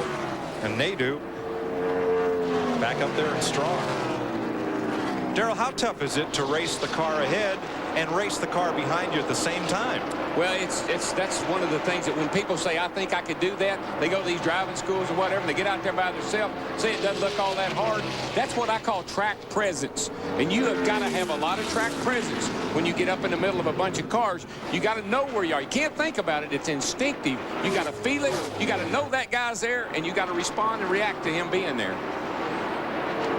Sterling Marlin now has his hands full with Nadeau, who won here in November for his first Winston Cup victory. He's one of the few cars, goes right to the bottom, running on the bottom right there. One of the few cars this late in the run that seems to be able to do that. Gets a good run. Sterling, though, gets that momentum. And Matt Kenseth gets a run back up on Nadeau when that happens. It's that high-low thing. Just get the momentum, get the run off the corner, get a lot of steam up, get back in the gas a little earlier. Darrell, a lot of guys this morning in the garage was debating which gear to pull for what line they thought they was going to run. You got to run a little lower gear to run that bottom because you're breaking your momentum trying to pull it up out of that hole off the corner. Got to come up out of that corner, as we like to say. Go down in there, but you got to get up out of it. Second car out of the race is Jeremy Mayfield. He's going to the garage, joining Steve Park. There's Mayfield coasting in. Couldn't get that woes corrected. And Jeff Gordon sails along up front with a 2-second margin on Dale Jarrett. But the guy behind him, Dale Jarrett, after that last series of pit stops, he's gotten a little bit better. He's keeping Gordon in a little bit closer of a sight. You can see him up there a little bit better. And sneaking his way up to third, Dave Blaney in that Bill Davis Dodge. Kevin Harvick, Sterling Marlin. That's our top 5 of 119 laps. This is NASCAR on Fox. NASCAR Winston Cup Racing, presented by UPS on Fox, is brought to you by the Home Depot, the official home improvement warehouse of NASCAR. Welcome back to Atlanta, where 123 laps are on the board. Gordon leading Jarrett, Dave Blaney in third, Kevin Harvick. And for more of Darrell's insight into NASCAR, check out the All Waltrip section on foxsports.com. Hey, all right. You know, you've heard of All Madden. You know, Big John Madden. Oh. He's a big star on Fox. DW, I said, can I have me, if I could just have one thing, I'd have my own little website like Big John's got. So it's all Waltrip all the time? All Waltrip all the time. Anything you want to know about racing, just tune in. Good grief. Now, we've expanded our Fox box and our ticker that runs across the screen. And what you're going to see, folks, is instantaneous miles per hour. Well, that's a little bit deceiving. It's a great graphic, but it depends on where you are as to how high that's going to be. That could be in the middle of the corner. It could be down at the end of the straightaway. So different places on the racetrack. You can see it coming and going.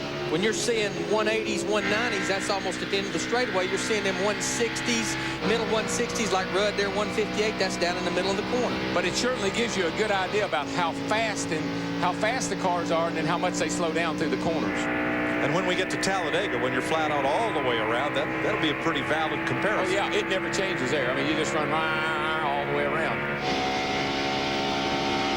The Pfizer Viger cam on board Mark Martin. Boy, he's struggling. He's all the way back in 25th position. And I don't know. I thought at one time he might make a move, but he looks like he's having to struggle with that thing quite a bit today. They'll hope for better next week at Darlington on Fox. Oh, the day ain't over yet now. Nope. Let's don't go there yet. Dave Blaney has climbed himself quietly up to third place, Matt. For the first time in 683 races since July 31st of 1977, a Dodge is on top of the points, but Dave Blaney wants to be the first Dodge boy in victory lane right now. He's running about half a groove lower than the other cars, just trying to save his tires because tire wear has been a concern all weekend. A number of teams showing a little bit of wear on their left side. Steve Burns. Matt, Dale Jarrett has complained about being tight from the center off. They've raised the track bar on the last 2 pit stops. On the one coming up, they're thinking about adding air pressure to that right rear tire. All right, I want to show you what tight is. This cat says his car's a little tight. Goes off down in the corner. Entering the corner right there. We'll get over here and look at his hands. See him go up the hill, see how close he gets to the wall? That's because his car is tight. Now watch. Here's your line. You go in on the bottom down here, but you wash out all the way to the top. That's because you got the wheels turned to the left. Watch your hands. Move them all around there. Move them all around. Oh, that thing is tight. Sucker won't turn a lick. It's like a dump truck. That's what he's telling with that other hand. He's pushing that button down there. And DW, the only way you can get it to turn is just back off the throttle, slow the speed of the car down. But from a driver's perspective, he'd rather have it pushing like a dump truck than he had as loose as a goose. And you can see Jarrett's hands are going way over the top. Car's a little too tight. Don't have to make adjustment there, Todd. Do a little air pressure, track bar, do something. You got to help him out here now. And what they're talking about doing, they're talking about putting air in that right rear tire. That increases the spring rate over there. 1 pound equals about 10 pounds of spring rate. That'll help that old car turn up off the corner. There's Dave Blaney, 93. He's going for second here. I'd be running down there and asking Blaney what he's doing. Keep talking about these cars not turning. It brings us right back to what we were saying earlier about that downforce on the front. Now that Dodge is coming up through there. Tires getting a little bit worn. Got a little bit more front grip, but his car is turning like it needs to. He's able to get back to the throttle. He's gaining on that 88 car from Dale Jarrett. Well, we'll see what happens when he gets up there. He was able to close up, but the big thing now is, can he make the pass? A lot of air right in here, folks. That's where all that air is. It moves around and upsets the car in the back. See these fenders? He can always pull those fenders out a little bit, get a little bit more downforce. And if you watch these cars nose first, you'll see a huge difference in how far out that fender sticks. And that's how you plant that front end. That's why they wear out the left front tire. They put a lot of downforce on that left front corner. Jarrett holds second. Meanwhile, leader Jeff Gordon has come up on a big pack of traffic. He's come up on about half the field. There you see Robbie Gordon run him all the way up to the wall right there. Again, some of these guys trying to stay a lap down. Some of them trying to stay on the lead lap right here. We're about 10 or 12 laps away from pit stops. These guys would love to stay on the lead lap. And Dave Blaney completes the pass for second place. You know, I think Blaney thinks he's at Eldora. He's driving that thing down in there like he's at Eldora, got that big right rear, and he's laying it up there against a fence and gassing it and going. Oh, here's our neatest. This is the neatest thing we got right here. Fox Tracks. Using global positioning satellites, we can pinpoint the location of these cars and give you intervals and speeds in real time. We're dialing them up now, telling them, hey, give us a signal, will you? You know, Blaney had been running the bottom, running the bottom, running the bottom. Where did he go by Dale Jarrett? On the high side.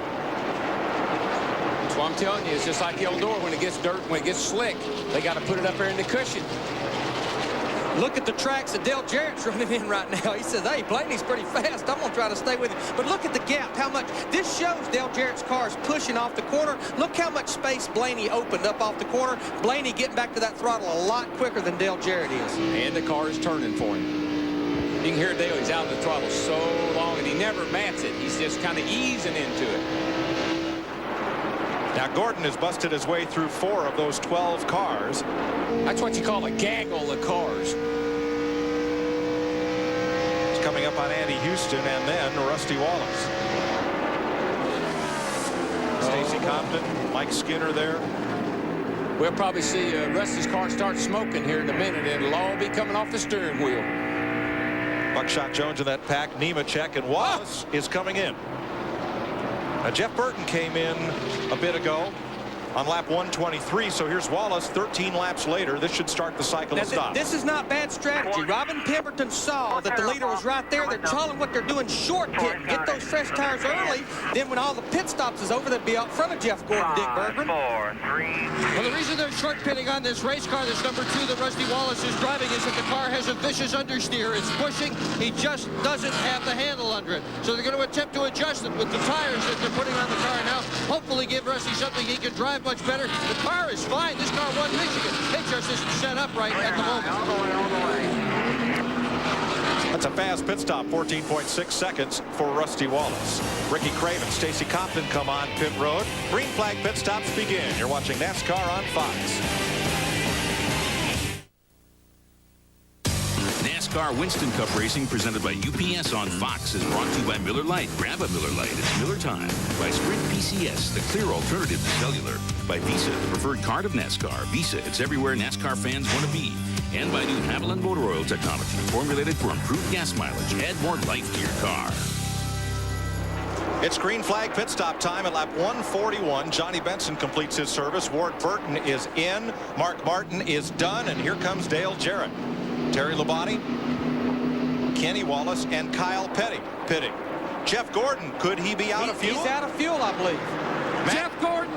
Jeff Gordon just came on the radio and said there's something wrong, something wrong. Then he came back out and said, I think it's out of fuel. He says he thinks he's out of fuel. It could be a long way down pit road for the guy who was leading the race.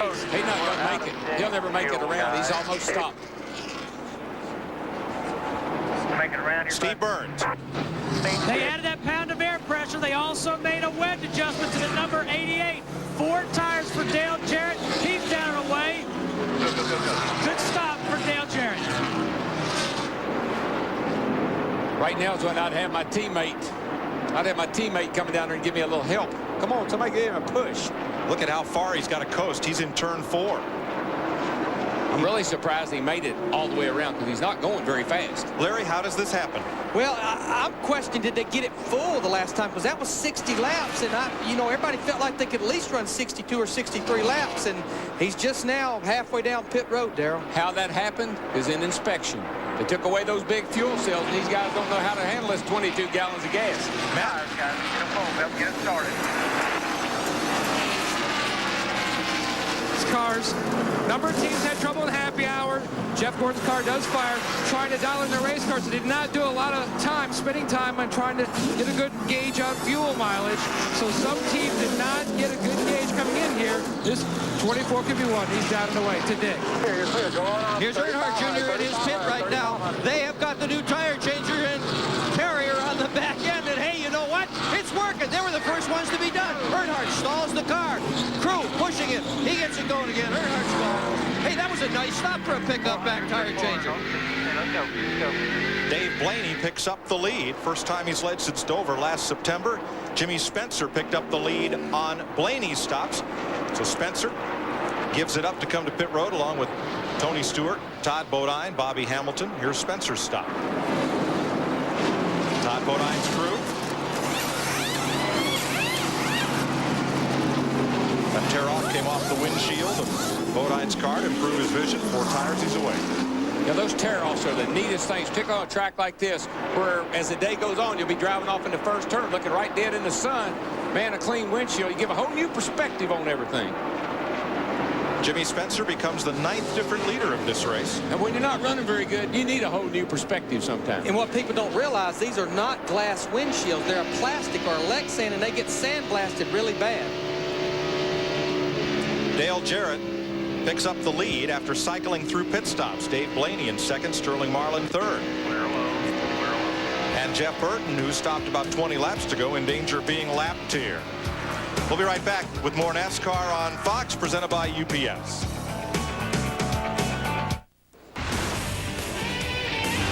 Next weekend, we're at Darlington, South Carolina, granddaddy of NASCAR super speedways. All on Saturday, Winston Cup qualifying, Fox Sports Net, the Busch Race, and happy hour on FX. And then Sunday, NASCAR This Morning and Victory Lane to bookend our NASCAR Carolina Dodge Dealers 400 coverage here on Fox at 12:30 Eastern Time. Did you like running Darlington, Darrell? I love Darlington. It was just fun.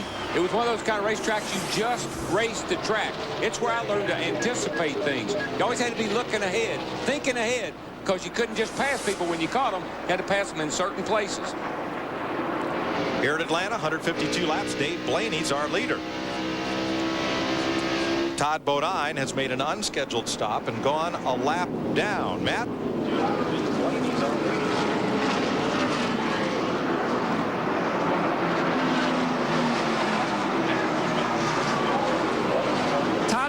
Came on the radio and complained about his car had a vibration. They brought him back in. They found something loose in the left side wheels. They changed the left side tires. Tough break for Bodine. There's so much pressure on these teams up under green to make those 14, 15-second stops, and it just really pushes the envelope, Larry.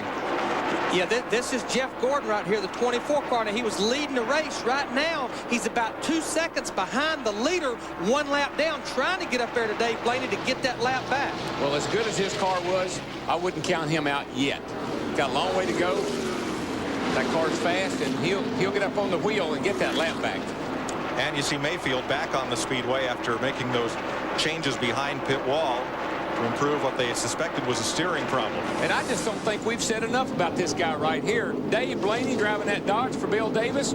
He drove around Dale Jarrett. Dale Jarrett owns this place. He went around him and is driving off and leaving him, waving to him as he went by.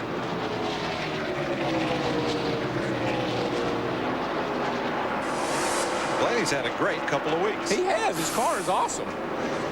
14 lead changes among 9 leaders, only 2 cautions, lap 2 and lap 83. Just 7 laps of caution. Average speed 160.5. We've had a real fast race, and you know, so far it's been real clean. A couple of spin outs early on, but it's going good right now.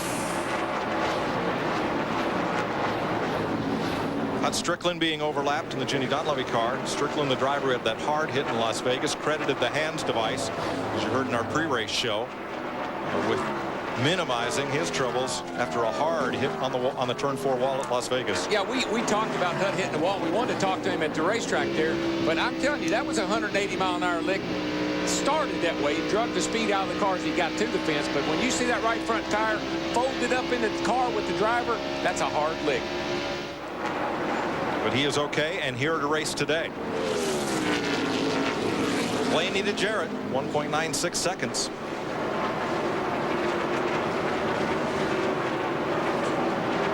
And Sterling Marlin, third, about 3 seconds off the lead. And this crowd for 7th place, Dale Earnhardt Jr. passing Kevin Harvick. For more on Harvick, here's Steve. Mike, we're with crew chief Kevin Hamlin. Kevin, your young driver is doing a good job. Have you made any adjustments to that race car? No, not really. We adjusted a half-pound air pressure on the first stop. Since then, we just kind of left it off. He said that, you know, he's just trying to be easy with the car, take time with it, and hopefully get the kid through service plus Monte Carlo a good finish at the end of the day. Caution is out. Robbie Gordon bounced off the wall at turn 4. Report of oil on the racetrack. We're under yellow. Here you see Gordon coming off turn 4, but he don't have near enough time to get back to Dave Blaney before they take the caution flag. Blaney has already taken it. That's Jeff Gordon trying to get back on the lead lap. Here is the car that brought out the caution. He tore the whole right side out of that thing. That is what we would call pancake. Pancake. Thank you. Well, no, Darrell, you got to do the whole side if it's a pancake. Well, I don't know what that is, but I don't want it in my. Is that a waffle? He's kind of waffling, trying to get to pit road, and he will make it to his pit. So caution is out for the 3rd time today at lap 159. This is NASCAR on Fox.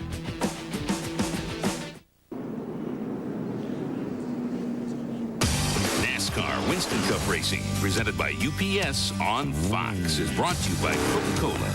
Enjoy. Welcome back to Atlanta Motor Speedway, where Dale Jarrett has come to pit lane, leaving the leader out on the racetrack. Now, pit road flag is still waving closed. That red flag with the yellow X means the pit lane is not open yet. I'm not sure what to make of this. They're at the entrance of pit road, and if it's open, they'll wave a green flag. Earnhart Jr. also makes a stop. Leader Dave Blaney stayed on the racetrack. Matt Kenseth, Ricky Rudd came in. If you pit when that red flag's still out, the penalty is at the beginning of the restart, you go to the tail end of the longest line.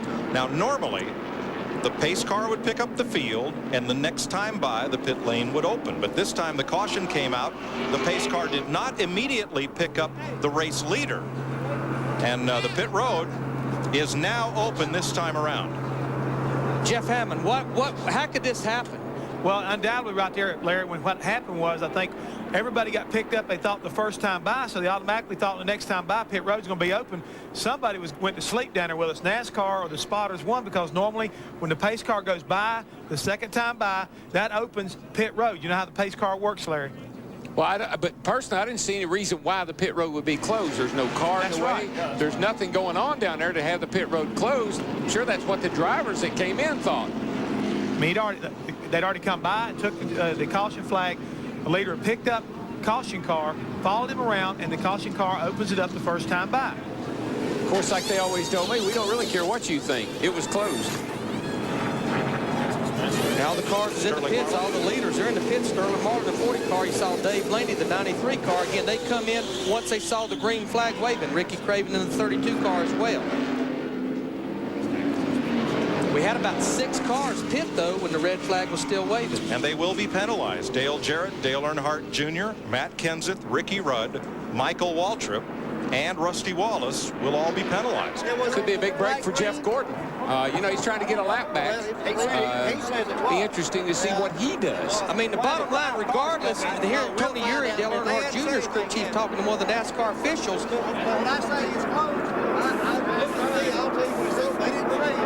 Well, clearly, when those cars pitted, Darrell, the flag was still waving at the head end of pit road.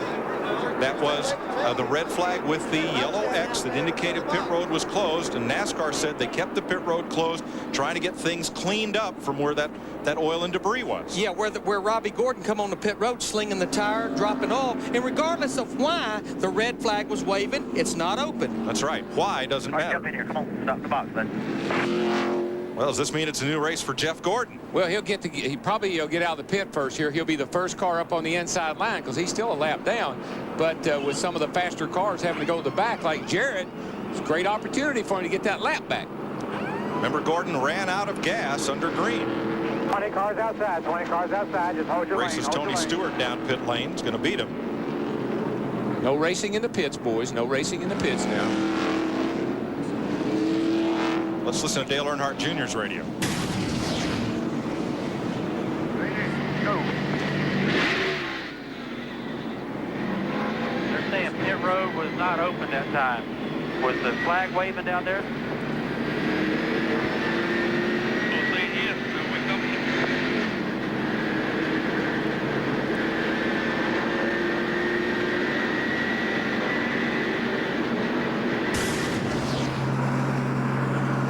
Well, apparently some of the teams thought pit road was open. The flag was clearly waving. It was not. Well, Dale Jarrett came in, and that would confuse everybody because if Dale Jarrett comes in, he's a guy that's usually on top of his game. You would assume the pits were open. Mark Martin has led a lap to pick up 5 bonus points. And now comes to pit road for service. You ride with the Pfizer Viagra cam down pit lane. This is NASCAR on Fox. Let's sort out these pit stops, beginning with Dick Berggren. Slow pit stop for Sterling Marlin, 24-13. Kinnon, the back tire changer, slipped in, he fell, and that's what did him in. Let's go to Steve. A lot of confusion here in the 88 pits as well. Todd Parrott just asked the spotter, Bob Jeffrey, on the roof, could you see pit road was closed? He said no. Dale Jarrett didn't know it was closed. Let's check in with Matt Yoakum. The leader, Dave Blaney, in the 93 car, and his crew chief, Doug Randolph, discussed any changes. No changes for the 93 car. He was very, very happy. The car was very good in turns 1 and 2, a little loose in 3 and 4. To Jeannie. Well, that's life in the big city. That's the word on the radio on the 17 pit. Matt Kenseth was told to follow 88 in, and that's exactly what he did as we go green here. Kenseth said he didn't see the flag waving, so he's not sure what was going on. He just followed the 88 car. Did get an opportunity to tighten up his car. Half-pound out of the right rear and air pressure adjustment for all new 4 tires. Jeff Gordon just jumps out in front of the leaders, so he's hoping for a quick caution here. Gordon is now on the tail end of the lead lap. The car right behind him, 93, Dave Blaney in the Dodge, is the race leader. And this is when you're most likely to have a quick caution. A couple of cars will get together, a little sheet metal fly. Might catch one here, guys. Of course, he's got to stay ahead of that 93 car now. That's part of the equation, you know. That may not be an easy task because Blaney has been strong all day.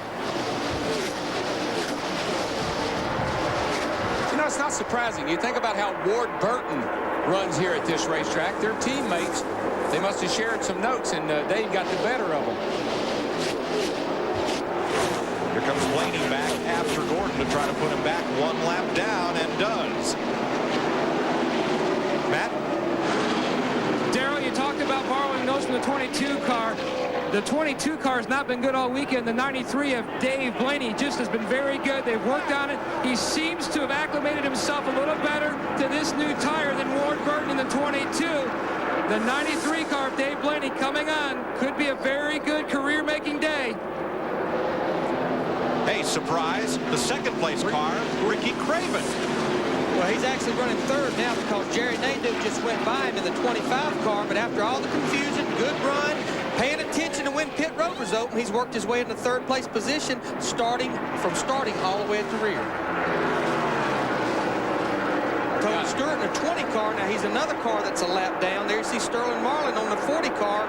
He's moving underneath 32 of Craven. And the man who won here last November, Jerry Nadeau, back up in second place. Has anybody seen, where's Bobby Labonte running? I hadn't even noticed. You notice where he's running? Can you help me out, Mike? Fifth place. Oh, fifth. Oh, fifth. I didn't think he'd be up that far by now. Let's see, was he not your pick?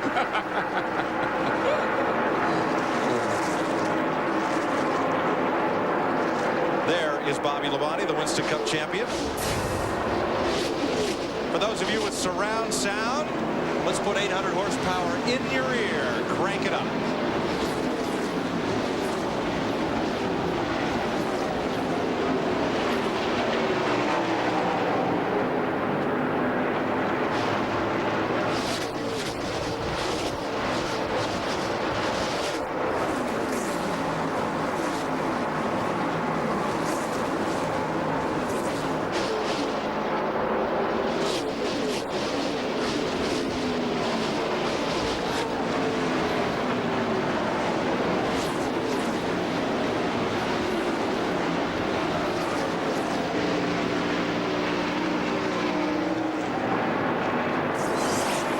Just how when Darrell Waltrip brings up his name, Bobby Labonte starts marching right toward the lead. Ooh, he looks good right now, too. He's really fast. He runs high and low. Listen, he's used to running this racetrack on the bottom, and I think he's just having to find him a new driving style for today's race. Boy, close company. Benson and Harvick almost slapped together coming out of four. Look at Benson, got real loose right down on the bottom, getting into turn one. He's still running around the bottom, though, coming right here underneath Harvick in the 29 car. This is a battle for sixth. He takes the position off turn two. You just got to turn those wheels a little bit harder to the left when you run around the bottom, and that'll cause them to snap loose every now and then. Dave Blaney had 1.55 seconds last time by on Jerry Nadeau. Increases that by a 10th this time around.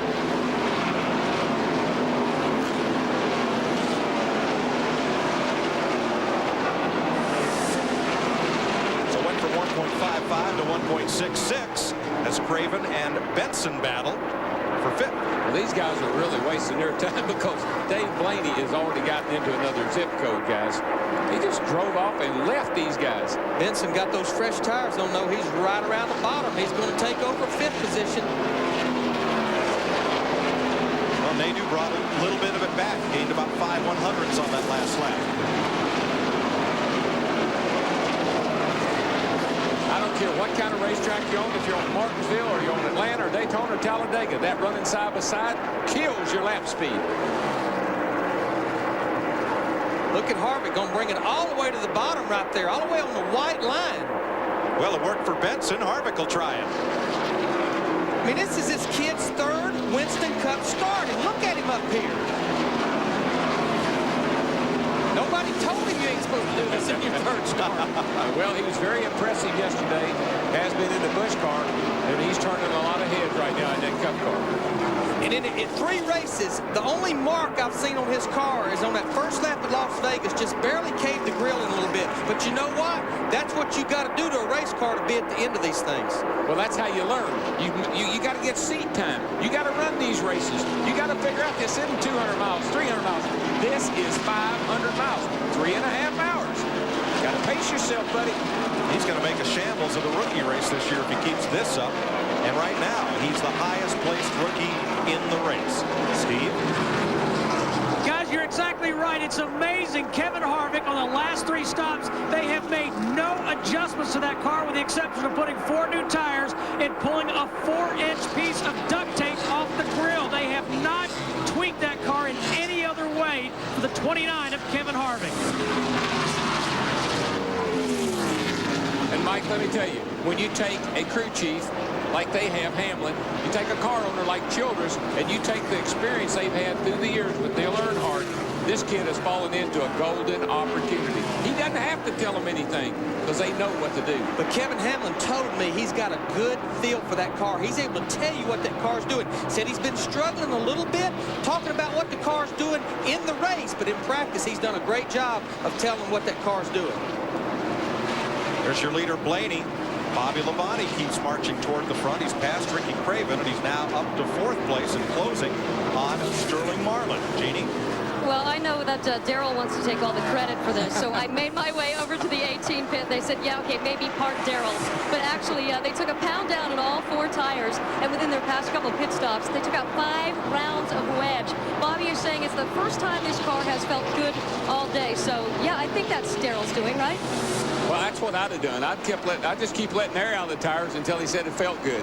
Larry, is 1 pound on all 4 tires, is that a big change? That's a pretty big change, but what that's doing, that's like softening the springs on that race car. It's getting it down in this slick racetrack right now, but I'm going to tell you what, 5 rounds of bite out of that thing, that's really freeing that car up. That's a lot of wedge out of that car, Darrell. That's probably a percent and a half of wedge, and that's a lot. But what they're doing, Jimmy Maycar, Bobby Labonte, they know they got to keep up with this racetrack. This racetrack gets tighter and tighter. The car turns less and less as the race goes on. Well, yeah, we say it gets tighter, but actually it gets slicker. That's really what the driver would like to be able to tell the crew chief. He's complaining about it's pushing, but it's because he's not getting the grip that he would like to have. And you got to rotate that grip from the back to the front.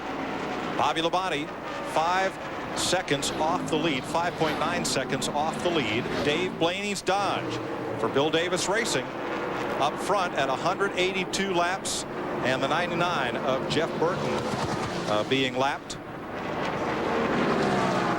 Engine on Burton sounding a little off, and another bad day for a fellow we expected to contend here. 182 down, 143 to go. Here at Atlanta Motor Speedway, NASCAR's fastest unrestricted track. You're watching Winston Cup Racing on Fox, presented by UPS. NASCAR Winston Cup Racing, presented by UPS on Fox, is brought to you by UPS, the official delivery company of NASCAR. We want to race the truck. People love the truck. Riding along there with Dale Jarrett. Welcome back to the Cracker Barrel Old Country Stores 500 here at Hampton, Georgia. This is where your Koch family of drivers are running. Bobby Labonte racing that group in 4th place.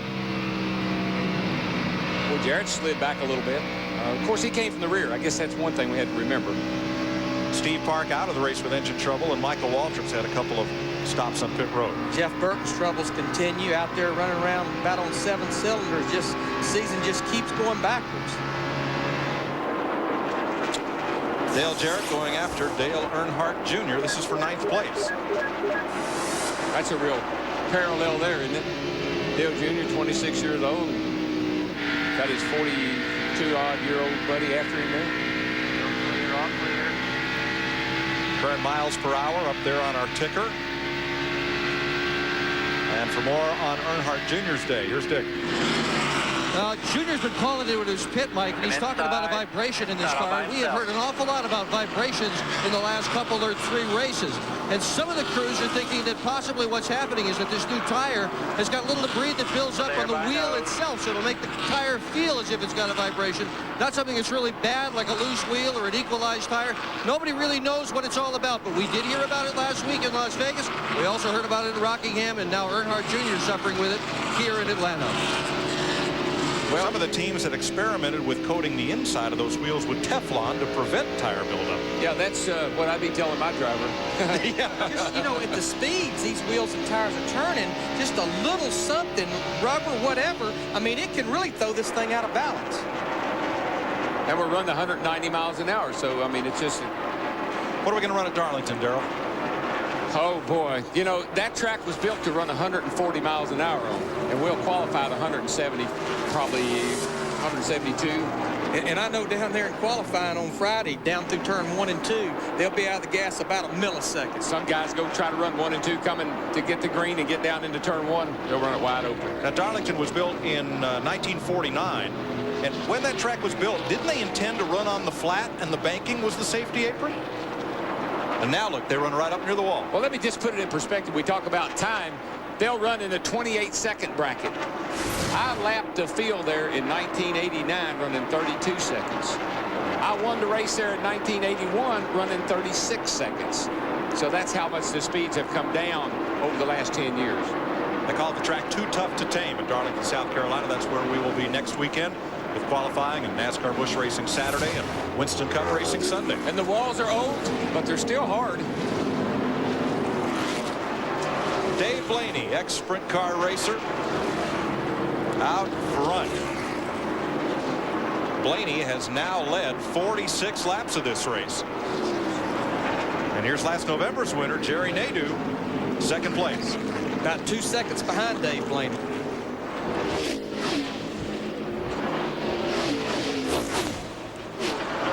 Dave Blaney opening it up, Matt. Mike, Dave Blaney, the 93 car, had been talking to his spotter, Eric Slade, about which line to run because the 25 car looked very fast. Jerry Nadeau did close up. So Dave Blaney started searching around the racetrack. He found a little better line and now has slowly started inching away. His car is very, very good on long runs. They just need a long run to show it. Mike, you know how many laps Blaney had led in his career, Winston Cup career, before today? Not many, 10 or so? 4. Wow. So he's having, as was mentioned earlier, a career day. Had a great run last week in Las Vegas. My vote for most improved team of the young season is this one right here. Yes, sir. Cruz watching it on the Jumbotron. Back of pit road as Dave Blaney tries to dominate here in Atlanta. You're watching NASCAR on Fox. Welcome back to the Atlanta Motor Speedway, the Atlanta 500. And don't forget Totally NASCAR with Steve Burns. It's totally entertaining. Weeknights at 6 Eastern on Fox Sports Net. With Jeff Hammond, Chris Myers. We're trackside in our mobile studio unit. Let's recap the race so far. Jeff Gordon, Kevin Harvick going at it early. This is on lap 19. Kevin gets loose and slides up. Gordon gets by. And then Sterling Marlin, after Gordon had led for a while, Jeff, he had led for at least a lap, but eventually Gordon gets back in front of him. Yeah, it's like Sterling's tires were good for a while, then all of a sudden here comes Jeff Gordon's car, got working good. Here we see Steve Park. He loses the engine. Standing there talking to crew chief Paul Andrews. He was out, and then on lap 143, can't you believe it? He runs out of gas. Jeff Gordon, the leader, ran out again. Look at his pit crew. They're totally stunned. Gordon fell to 24th, but got back in it when at least 5 cars went into the pits when they were not supposed to. As you saw, the pit flag, Dale Jarrett, one of those, and fell from the lead. So Dave Blaney, who was in the lead pack last November here in Atlanta when he was tapped from behind and wound up 18th, is your leader. He's been the leader since lap 149. His best finish so far, 8th and 9th on the Winston Cup circuit. Blaney's getting ready right now to put Rusty Wallace a lap down as he works him as they go off in the corner. We've had 16 lead changes, 10 different leads. Again, Blaney on the lead. What should we look for here over these last 123 laps, Jeff? That the Blaney bunch do not beat themselves. Right now, they got that car on a rail. It really is, looks awesome. And the biggest thing is he just got to be patient, work with his spotter, let everything kind of come to him because everybody's got to catch him. But the guy right now that's trying to make up ground is the 24 car. He's coming trying to get his lap back. All right, Jerry Nadeau, who won last November, right behind Blaney, following Sterling Marlin, who, of course, is the current points leader on the Winston Cup circuit. Let's go to Steve Burns. Chris Myers, there's a young man named Rick Colson who works on the 88 of Dale Jarrett. You can see he's practicing raising the track bar. That's an adjustment tool. He'll put it in a hole in the bottom right part of the windshield, rear windshield. He's also the catch can man. He catches overflow gas. He'll make this adjustment. At the same time, back home in Charlotte, North Carolina, he's a firefighter. Now here's Dale Jarrett, one of the 6 cars that was penalized for pitting too soon during the caution flag a lap before pit road was open. We got trouble.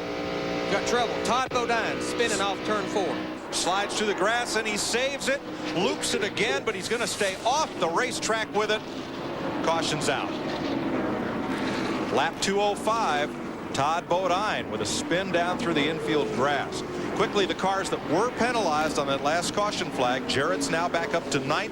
Dale Earnhardt Jr. 10th. Ricky Rudd 11th. Matt Kenseth 12th. And Rusty Wallace back in 16th. Just on his own. Nobody in front of him or behind him. Back in the throttle off turn 4. Just loops around with him there.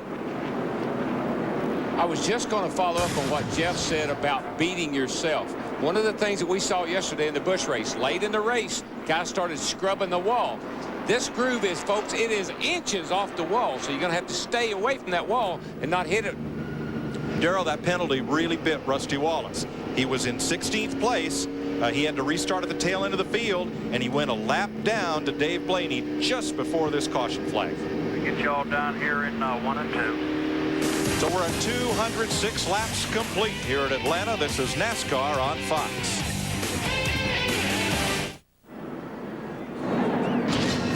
Welcome back to Atlanta. Let's show you leader Dave Blaney, Sterling Marlin, and Bobby Labonte's pit stops here under caution.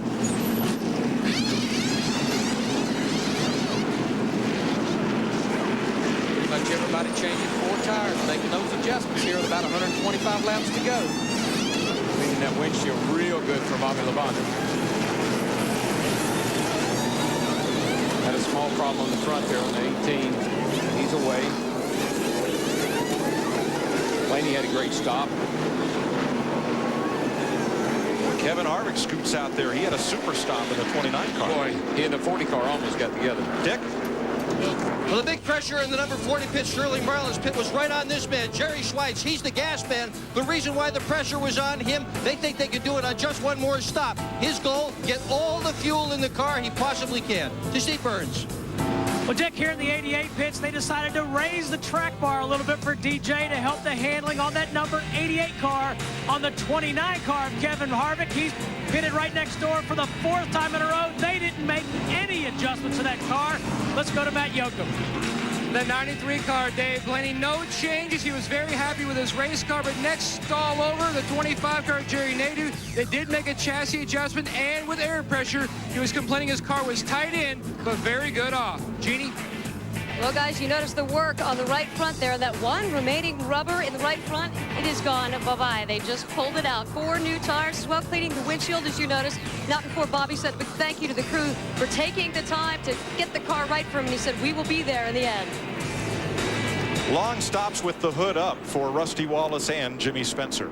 And he actually, Rusty, pitted with the leaders just to try to fix that problem. Wanted to get there as soon as they could. He's a lap down. He will have to restart the race at the tail end of the longest line. That's the penalty. More than likely open the hood. Maybe they had to make a chassis adjustment, take a rubber out that they couldn't get out of the, with the tire off of it, had to open the hood to get it out. We're under the 4th caution of the day. The first came at lap 2 for Jerry Nadeau's spin. Steve Parks' engine let go for the 2nd caution. The 4th turn wall was hit by car 4, Robbie Gordon, and now Todd Bodine's spin. Jeff Gordon's led 118 laps, and Dave Blaney has led 62 laps of this race. The 95 World of Outlaws Wing Sprint Car champion. Next week, Darlington, South Carolina. Yeah, here's my favorite right there. And then Bristol, Tennessee. The short track that thinks it's a super speedway, and why not? And then we're off to Texas, to Fort Worth, April 1st. I've never got to watch a Winston Cup race from Bristol except on tape. I can't imagine what it's going to be like to be in the booth calling the race from my favorite racetrack. We're on 1 to go. We'll be coming to the green. As the crew chief, what you've told your driver, there's 120 laps to go. We can make it on one more stop, but you got to run about 60 laps a run here. Pull on them belts. We're going to keep adjusting on this next stop. We'll get going here. Better keep it out of the fence. That's all I can tell you, because that thing is getting, the groove is so close. There's very little room for error. An important restart for Jeff Gordon. He's the first car in line on the inside. That means he's 1 lap down, and he's going to try to get his lap back from race leader Dave Blaney on the outside. Can't pass him until they get the start finish. Here we go. Green flag. Well, you can bet Gordo's going to keep it right in there tight on him when they get to turn 1, not give him any room if he can help it. Pretty much the same thing as the last restart. Jeff Gordon on the bottom there. He couldn't stay out front there for long a while ago. Let's see if they've adjusted that car and made him better. Blaney with the big rubber band down the back straightaway. Got some ponies up under the hood of that old Dodge. Runs that high line, gets that run off turn 4. One thing I noticed about Blaney back there earlier in the run, he can go high or low. I saw him dive under a couple of guys down low in 3 and 4 and went right by him. That's one car you don't want to let back on the lead lap, Jeff Gordon. He will come back to haunt you. Yes. Boy, Blaney he got way out next to the wall off of 2 that time. Running side by side like that makes it really difficult. How about Jeff Gordon's teammate, Jerry Nadeau, the 25 car? He's going to go up there. He's going to try to take the lead as well. Gordon squeaks his way past as Nadeau positions to take a bit of the air off of Blaney's spoiler. Kevin Harvick in the white 29 car, he's moving in position too as well. It's going to get good, guys. Oh, this could get ugly. You know? Oh, this is getting good. This could get ugly. A great pit stop for Harvick put him 3rd. Now Nadeau. He can't decide which line he wants to take. Falls in behind his teammate going into turn 3. Blaney just needs to really bide his time here. He's got a better car than the other 2 guys, and their teammates got to take that into consideration. And did Nadeau lining up with Gordon in the back straightaway, did that help Gordon get a better push off into turn 3, Darrell? That's exactly what his spotter was saying. You've got to push. In other words, you got somebody behind you to help you get out front. Now Blaney is still the leader. Gordon is now on the tail end of the lead lap. This is where spirits. You need to really, really mind your manners here. Use your spirits and don't get in trouble here, guys. You know what makes me feel good about being up here in the TV booth, DW? Look at Dave Blaney, Jerry Nadeau, Kevin Harvick. This is the future of Winston Cup racing. We're just starting to see these guys. That's right. And of course, Gordon's there to lead them on. Blaney's won more than 200 sprint car races in his career. 5 times he's finished 1st or 2nd in the world of outlaws. One thing he just doesn't want to do right at this point is get frustrated. Just bide your time, buddy. You got a better car than those other guys. You're going to pull ahead of them. Just don't overdo it. Atta boy. Nice and smooth off 4. You're going to pull away from them. Once they get single file, he's long gone. I know this is trivial, but the number 93 has never gone to victory lane in a Winston Cup race. The best finish for that car number was back in 1951, 3rd place. Wow. Of course, there's a reason he has that number on the car. Has something to do with the sponsor, I think. Right, but, 93 octane. And Dave Blaney here dominating this race in a Dodge. It just makes me think that 2 years ago here in Atlanta, Georgia, the Dodge people come south to look at the Atlanta racetrack, look at racing, to make their decision whether they want to go racing or not. Man, got a race going on right here. Look at this. Holy cow, 3 wide. They came by the start-finish line here. Just a little bit of sheet metal was being rubbed. How about my old team there, Mike Skinner, in that 31 car? He was about to go a lap down. Actually did go a lap down earlier. He's done worked himself back to 11th. Looks like the adjustments they've made on that car has put him in the right direction. And he's back in the high line again. Matt, what's wrong with 93? Hey, Dave Blaney just came on the radio that something may be wrong with the right rear tire. He's not sure. Left side tires, they believe, maybe left side tires. You might want to keep an eye on the left rear because they were still working the lugs when he started leaving. Tommy Huber zipped the gun in there. They thought they got him, but maybe they have one loose. Does have a vibration. And a lot of drivers in yesterday's Busch race, Darrell, think they had a vibration. Come in and get a couple tires, find out they didn't. Yeah, there's something odd going on. Mark Martin came in earlier with a tire problem. There's something about this new tire situation, the new tires that they got, that the guys seem to be having a vibration with. For more, here's Dick. Well, talking about vibrations, Mike, this is what we're seeing on the tires and wheels that are coming off the cars. This is a coated wheel, but look at this. There's tire buildup on the inside.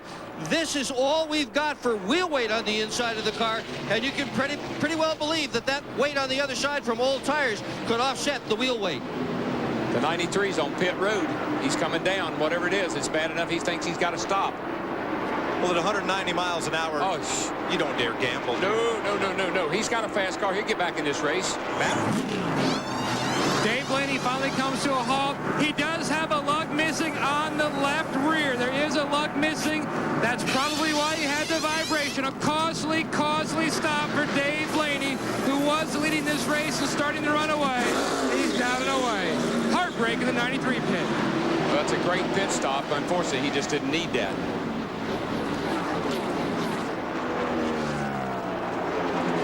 You can't fault Dave Blaney for anything that he's done today. He has driven an absolutely perfect race, and he was in a position to win this thing. I'm not going to count him out yet, but he just dug himself a pretty deep hole. So Jerry Nadeau picks up the lead. Kevin Harvick and Sterling Marlin right there, nose to tail, second and third.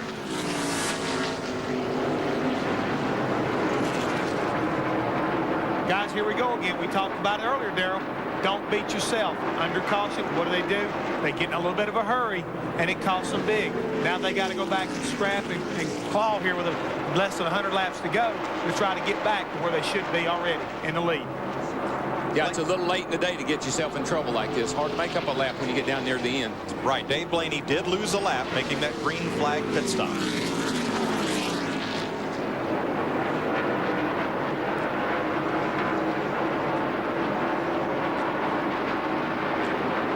Matt Kenseth and Ricky Rudd, who were two of those cars that were penalized for pitting too soon on the prior caution, are back up to 5th and 6th, as you watch from the Haviland onboard cam of Ricky Rudd.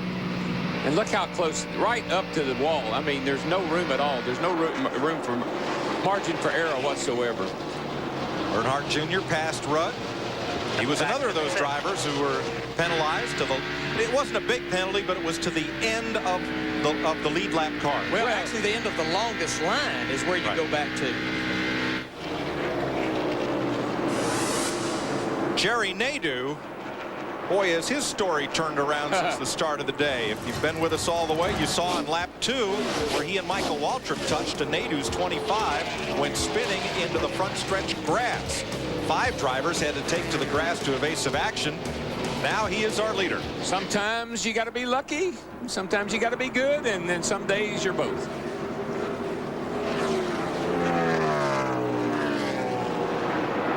Bobby Labonte moving up past Ricky Rudd. That will put Labonte in 7th place.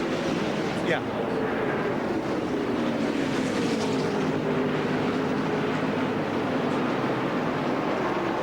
Got a lot to do down there on pit road in 16 seconds, Jeff Hammond. That's right, Mike. I'm sure everybody at home right now is wondering what happened on that 93 car of Dave Blaney when he come into pits. Whose fault was it? Why did the crew chief make him stop and put the nut back on? What goes on during a pit stop, and the way I look at it is the jack man is kind of like the quarterback. He starts this thing, he goes out, he jacks the car up on the right side. He's not supposed to drop it on the right until they got the lug nuts tight enough to where they can be let down. He comes around, he jacks the left side up, and he's not supposed to drop that jack. He knows that those tires are on there and tight. So sometimes when you're looking for who's got to make that call, it's not always the crew chief. It could be the jack man. He's the one that makes the final call. He's the one that drops the jack and tells the driver to go. The 88 car looks like a Dale Jarrett. He's making a move up through the field. Back to you, Mike. The UPS cam on board Jarrett, who presently is in 4th place, right behind Sterling Marlin. Well, that team's one of the best. I've said it before. They're one of the best at taking an ill-handling car and just keep tweaking on that thing. Little tire pressure, little wedge adjustment. First thing you know, there they are in your rearview mirror. Definitely, Dale Jarrett does a great job of telling Todd Parrott, his crew chief, what it's doing. Todd Parrott does a great job orchestrating the changes that makes that thing better toward the end of the day.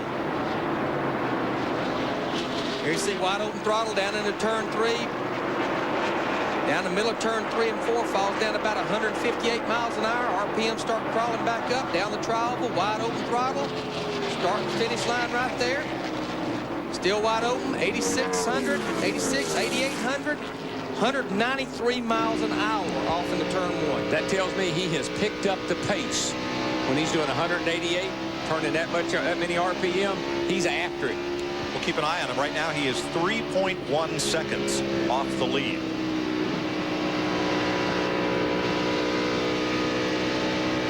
Behind Jarrett is Matt Kenseth. Behind Kenseth, Dale Earnhardt Jr. This race is for 5th place.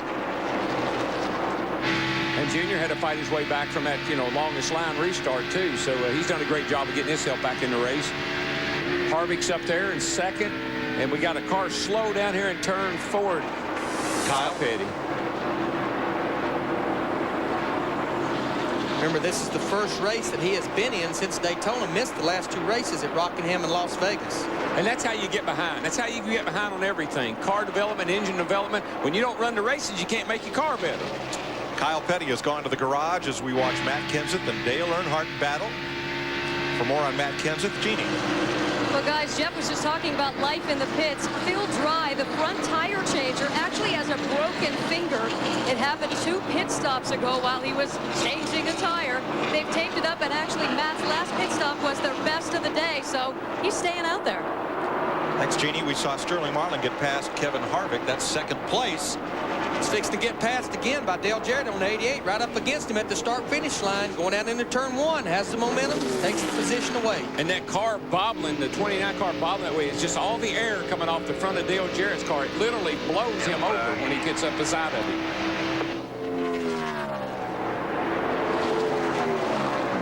I think the 93's back on pit road, guys. Oh, Mark Martin's in trouble up in turn 2, and caution is out. And 93's on pit road. Job of hanging on, buddy. At least the car ain't hurt. Now the 93 shoots straight through. Will Jerry Nadeau let Jeff Gordon have his lap back? Oh, by all means. Yes, teammates. He better. And Mark Martin will coast toward the garage. Now, here's Nadeau coming around to the caution flag. Well, he's way ahead of Gordon right here, so he's got to about lock it down to give Gordon. I'm telling you, that's when the guys on the roof are hollering, back it down, let Jeff get his lap back. And they're having to do it in a big hurry. In a hurry, because they wasn't expecting the caution.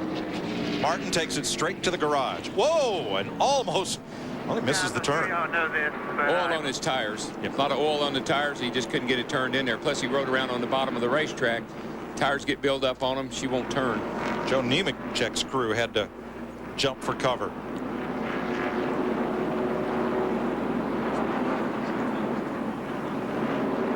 Close call. Here's what happened down in turn 1. Right where she turns the most RPM, Larry. Right about 8,800 right there. And they just won't take that. 500 miles is hard on these engines. Boy, look at it. He had his hands full, oil getting all underneath those rear wheels. He chases up the racetrack. You heard one of the crew members say, good job hanging on. Pit road is a busy place again. And guess who gets to come in with the leader? Jeff Gordon. Jeffy boy. Matt? And Jerry Nadeau comes in as the leader. His car's still tight. They're going to adjust with more air pressure and a chassis adjustment. Let's go to Dick Burgers. Sterling Marlin in for 4 tires as well. This will be just 4 tires. No chassis adjustments at all. Darren Wolf on the front. 25 cars out. Disney Burns. Dick, this time they made no adjustments to the 88 of Dale Jarrett. The 40 is out. Kevin Harvick right behind. And surprise, surprise, again, no adjustments to that number 29. He's just going to drive the wheels off of it. That was a pretty close call on pit road with the 40 and the 25 car. Again. Yeah, again. And Jeff Gordon back on the lead lap.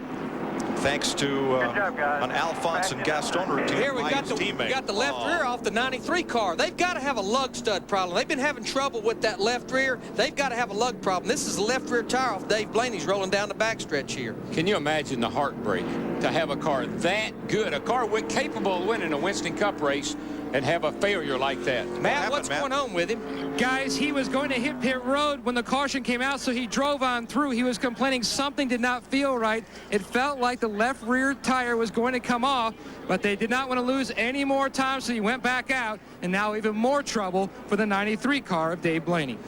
He ain't going to want to hear it, but you picked a fine time to leave me loose wheel. More. Not more of that, but more racing after this. I had 4, but NASCAR Winston Cup Racing presented by UPS on Fox. 235 laps complete. We are under caution for Mark Martin's engine. Give us a second to look at the point standings in the other major NASCAR Touring Series. In the NASCAR Busch Series, Jeff Green, after yesterday's race here in Atlanta, is the point leader by 5 over Greg Biffle, and Kevin Harvick, who will run that whole season, holds 3rd in the standings. The NASCAR Craftsman Truck Series, after 2 races, Scott Riggs 5 over rookie Ricky Hendrick, and then Joe Ruttman, Randy Tolsma, Jack Sprague, former champ, rounds the top 5. We are under caution because of misfortune to Dave Blaney after his pit stop, or rather that happened during the caution. It was Mark Martin who put us under caution with engine trouble, but look what happens to Blaney after exiting the pit. Away goes the left rear. Boy, that's a sad feeling for the driver, and it is a sick feeling for a crew chief. I just feel so, I hope he wasn't offended by my song, but I feel so sorry for him. Have a car that good, and to have it all go down the tube. You might as well laugh about it, Darrell, because crying won't help. So Dave Blaney gets hauled back to the garage area, and we'll be back with more NASCAR on Fox after this. Welcome back to Atlanta Motor Speedway. Dale Jarrett, Matt Kenseth, Jerry Nadeau, the leaders after pit stops under caution for Mark Martin's apparent blown engine. Let's go down to the Hammond Hotel.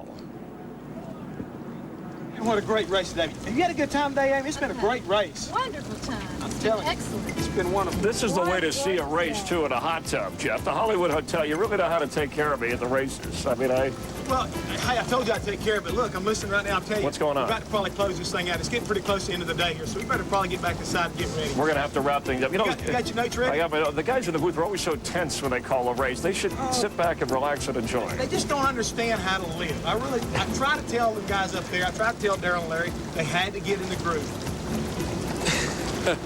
I didn't notice they added that extra suite onto the Hollywood Hammond Hotel. You know what that is? That's a couple of slow leaks right there. We're going to go green. There's a line there, but I'm going to leave it on the table. Thank goodness we're going green. Just under 100 laps to go.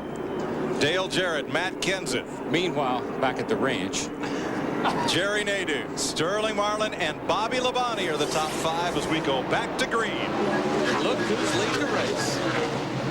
He started out there, and he's back up there again. Overcame that pit road penalty and marched it right back up front. Guess what? This is when you find out how good everybody is. This is when you let it all hang out right here. Let the rough side drag, boys. Gas it and go.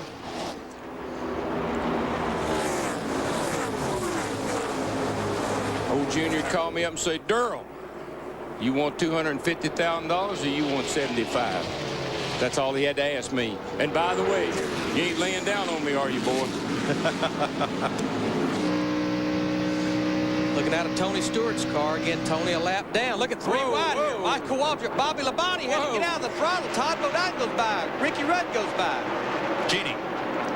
With the 18 cars, he doesn't have much control. We're told he just lost a cylinder. Oh. Well, it's going to make my prediction a little sorry for the day.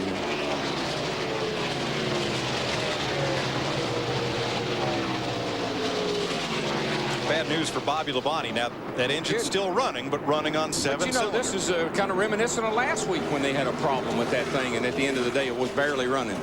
Wasn't last week it a fuel pickup problem? Well, that's fuel what pressure? they called it in the beginning, but I think it was something else. Man, we're going to have a pass for the lead here. Come on, here comes Nadeau. Nadeau's all over the back of Jarrett. Now he's all over the side of him. And now we got the 19th lead change of the day if he can hold on to it for a lap. Now he's in his rearview mirror. Wow. Boy, he powered that thing down in there. He has got a stronger car here, I believe, as he did back in November. When he won this race last fall. Tell you another guy that's not looking too bad is Kenseth. He's right there, closing up on the back of Dale Jarrett as well. And don't forget, old Jeffy's back there coming up through there too. Jeff Gordon is up to 12. Where is he? Where is he? Where is he? There he goes. Now you can believe one thing. He has got that thing to the mat.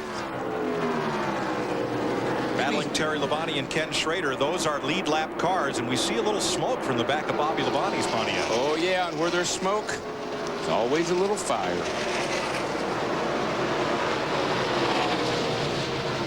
.32's off the pace on the pit lane. Trouble for Ricky Craven. He's had a great day. And that was a lead lap car. Jeannie? Well, I'll tell you guys, it's been a tough couple of laps for the 32 car. It started out with an oil pressure problem, and now they believe they may have blown a cylinder as well.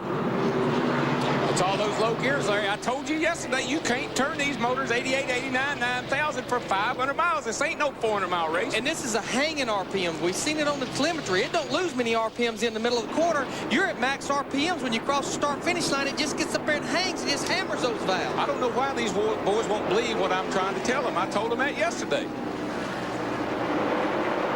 Sterling Marlin has gone past Matt Kenseth. That's for third place. You see Marlin on the left of your screen.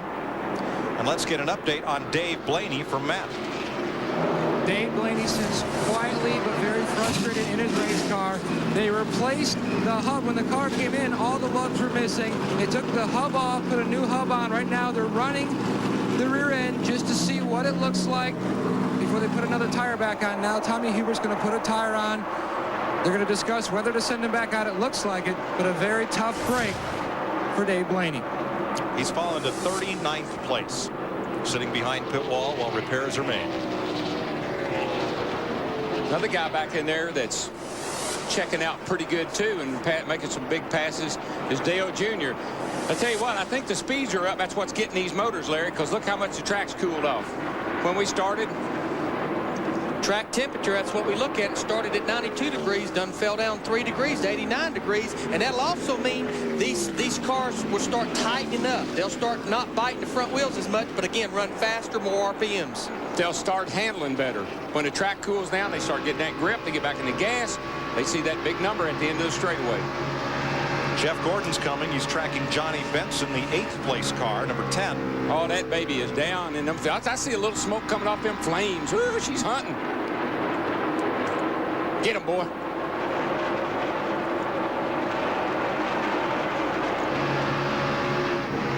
They'll work past Michael Waltrip, who is laps down. It's the Napa onboard camera from Waltrip.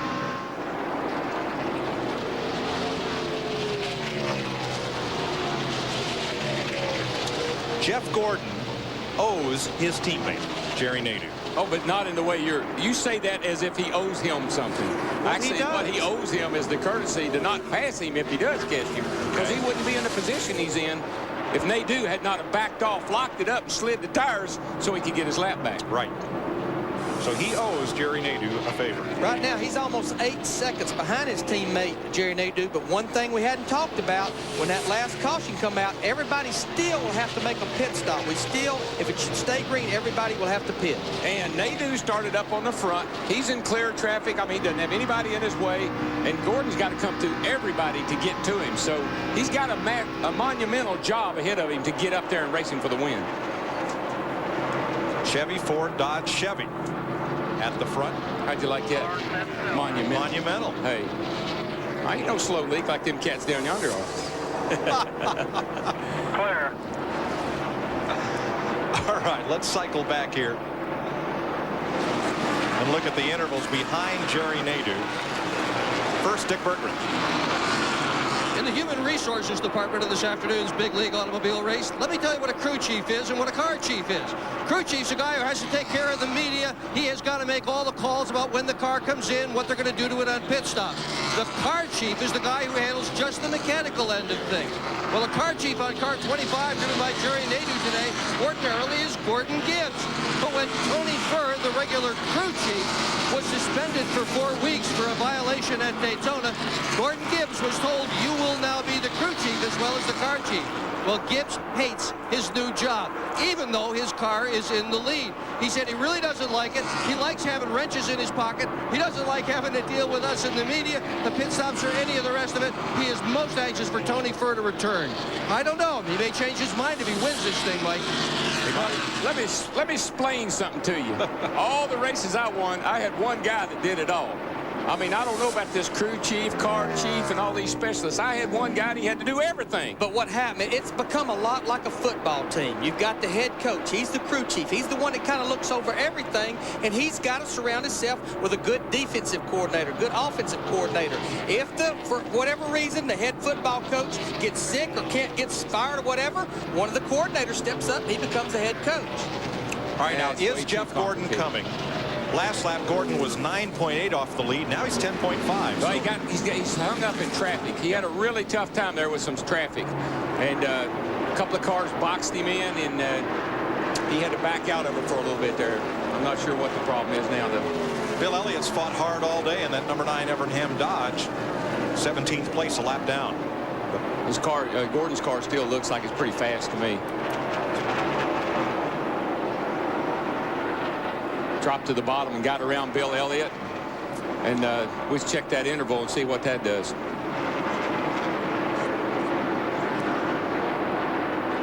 Now both Nadeau, the leader, and Gordon are clear of race traffic.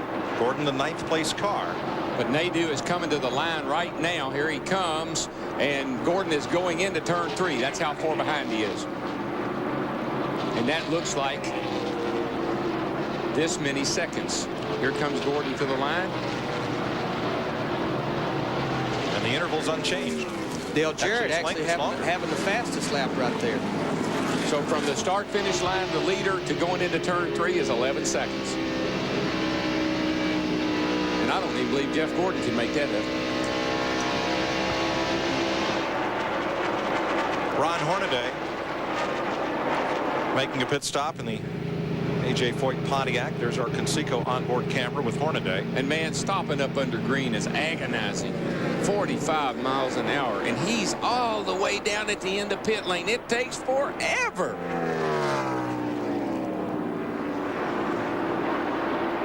Going to look at left side tires on Hornaday as you watch the 2 leaders, Nadeau and Jarrett. Dale Jarrett searching around a little bit. He'll run right up against the top of the racetrack. Then he'll move to the kind of the middle of the racetrack where Jerry Nadeau's running right there, just searching around. Todd Parrott giving him lap times. There you see moves to the top side of the racetrack in 1 and 2, trying to see where he might be a little stronger, where Nadeau might be a little stronger. There's your 1st and 2nd place car, and really not all that far behind them comes the 3rd place car of Sterling Marlin, and then not too far back from that guy is O'Dale Jr. He's been putting them down, picking them up pretty good too. 8th place, Jeff Gordon going past Johnny Benson.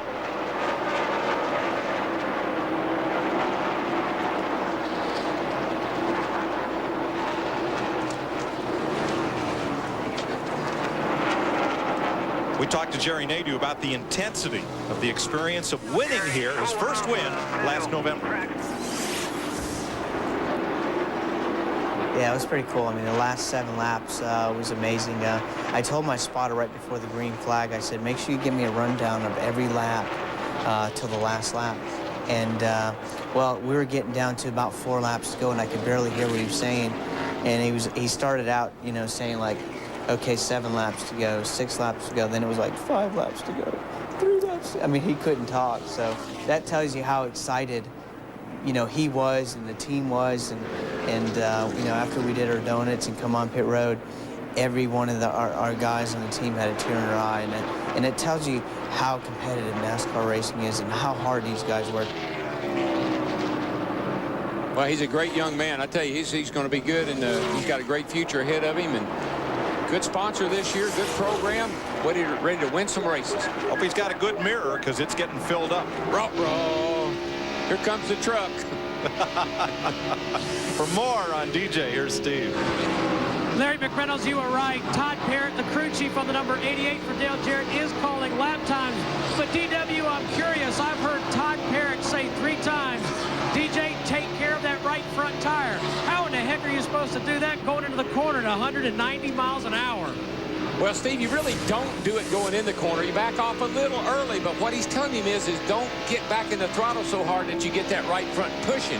You skating that front end. Let the car set. Let it take a set. Stay out of the throttle until the car is planted, and then get in it and go. And that's what you see him doing. Rolling out early, but getting in it nice and easy and running it off the corner with the front end pinned down to the ground. Larry, I got a question for you. You're sitting up there on that box right now. What do? Do we take it to the full length of the fuel stop and come in and get 4 tires, and we're going to split the stop today? No, I'm not going to split it, but they could go to about lap 295 to 300, but I am going to short pit just a little bit. We're just about getting ready to have a lead change here. About maybe lap 285, no question we're going to get 4 tires. Here comes DJ, 88 to the bottom side, here at the start-finish line, wanting that lead back. Now, let me tell you 2 guys something. Like I told you last week, he just got the lead there. You come down pit road at 45 miles an hour, I'm going to lose a lap. And I don't want to be a lap down when that caution comes out. So y'all going to have to sit on that hot stove down there and sweat a little bit. But, Darrell, you got to trust me on this. And I want those fresh tires a few laps earlier than my other competitors. Trust me. All right, I'm listening. Remember one other thing, Darrell. Remember one other thing. I've already got it now on tape. I heard you a minute ago. One guy does one thing. Let that crew chief right there sit on that stove for you, buddy. He'll take care of it. Ron Hornaday just came back down pit road for another stop. Well, my car's so good, I just wanted to call in and quiz you a little bit. I want to be sure you know that you're making the right call. And I bet you one car that will come to pit road early will be the 24 car. He knows because he had that fuel problem earlier. Gordon Gibbs there, the 25 car's crew chief, acting crew chief for Jerry Nadeau. Well, it's becoming overcast, and the track, I'm sure, is going through a huge change right now. That can make a big difference. It seems to have made a huge difference in Dale Jarrett's car, for sure. By the way, Ron Hornaday's car pushed to the garage where it will join Mark Martin, Kyle Petty, and Steve Park. What's wrong with Hornaday, Dick? He's pretty well lost the clutch on that number 14 car, Mike. He made a couple of pit stops, a lot of smoke on the last one. Back into the garage with it. He's in trouble. Kevin Harvick at 6th place. He lacks about 3 seconds to Matt Kenseth, battling Ricky Rudd. Now, that is for position. That's the 6th place battle. And I look at Ricky Rudd there, looking out the front windshield right here. Started 23rd. We've talked about the tire here at Atlanta. Ricky Rudd and this race team is the one that come here in January and helped Goodyear confirm this is the tire they wanted to run here. Sometimes it helps a team to help Goodyear do the tire test that gets you long runs on the race tire. Yeah, I don't say it helps the team. It absolutely is a big advantage, and that's why they have to rotate around a lot of different teams and let a lot of different teams do the tire test. We used to do them at juniors, and I always had an advantage when I went to a racetrack when they had a new tire. Now, this tire will be used at a lot of the intermediate-sized tracks this year. In fact, more tracks will use this tire than any other particular tire construction that Goodyear's come up with this year. Dale Jarrett really having to work a lot of traffic right here going underneath Jimmy Spencer. Jerry Nadeau's liking what he's seeing. There's the 18 car. Remember, he's on 7 cylinders. Dale Jarrett has to go to the low side to get by him on the front stretch. Boy, that takes a lot of confidence in the other guy when you can cut down in between a couple of guys like that. That was Kenny Wallace and Bobby Labonte, and he knew he could do that, and they give him room. You know, it's going to be the 2nd week in a row that Bobby Labonte does not finish on the lead lap, combined with being in the big wreck at Daytona. Tough start for the defending Winston Cup champion. Matt? The temperature is dropping down on pit road. Gordon Gibbs and Jerry Nadeau were talking over the radio about what they're going to do on their final pit stop, which they would like to see around lap 280 to 285. They will make a significant adjustment. Moments before, Gordon had all the guys huddled around with their headsets off, talking about the changes that they will make. They did not talk about it on the radio because the 24 team of Jeff Gordon is right next door. And they don't want to show their hand to Gordon or the leader, Dale Jarrett. Noticing one thing a minute ago when they were showing that shot. The gentleman was talking to Gordon Gibbs is Ken Howes. He's been with Hendricks for a long time, worked with some of their GTP cars. Very, very smart guy, understands pit strategy very well. Now, Jeff, one thing I know they won't do, I don't think they'll do with success, is even with about 25 or 30 laps to go, they will not try just 2 right side tires. Because Goodyear has toughened this right side tire up, it's really been making those left side tires work and wear. Wouldn't you agree? I definitely agree with that right now. If you don't get 4 tires here today, you're going to shoot yourself in the foot, and your driver's going to come looking for you, especially if you're leading this race. I know DW wants 4 tires. Well, it depends on where I was running. I just got to tell you, if I was back in there somewhere and I was pretty good, just decent, I didn't have a shot at winning it, I'd roll the dice. I'd come in, get me 2 tires and a splash of gas, and I'd get to the end. Now, I know I'm going to get outrun, but I'm going to have such a huge track advantage that they're going to have to catch me. You're going to have a track advantage. They're going to catch you, all right. They're going to run all over you is what's going to happen. I tell you, a guy that's in the picture here, guys, don't count him out, is this little guy right here, Dale Jr. He's been moving up through there. He's in 4th place. 17's right there with him, Matt Kenseth, and Sterling Marlin is right ahead of him. Got some cars that are still in this race. Look, that's Kenseth right back there. He's just drafting Dale Jr., and they're making pretty good time right now. And it is so good for everyone in this sport to see Dale Earnhardt Jr. have a strong run. He's carrying the team this weekend. Park's out. Michael's had trouble. It's Dale Jr.'s time to shine. But this is the man they are all chasing. twice in a row. Oh, trouble over here in turn 3. Flaming Kenseth slides, hits the wall. Boy, that's ugly. That birthday cake had way too many candles on. Yeah, Look at all the smoke inside that car. Man, that's an oil fire. He's got the window net down. He wants out of there. Come on, buddy. Come on, hop out there. He's okay, Darrell. He's got the Hans. He's got the Hans on. That's this device right here. You can get out with it on. That's the Hans device he has on. He got up out of there. Caution, of course, is out at lap 275. See, that's what people don't realize. When you got to get out of there, you got incentive like he had to get out of there, you'll figure out a way to come up out of that thing. That looked like, never mind birthday candle, that looked like a Roman candle. Oh, that was turn 3. That was ugly, Mike. I mean, that's an oil fire. That's what happened. The engine blew and just got oil all over the headers, and thing caught on fire. From Dale Earnhardt Jr.'s bud cam. See a little smoke coming out of it? Wow. Then she just ignites like a Roman candle.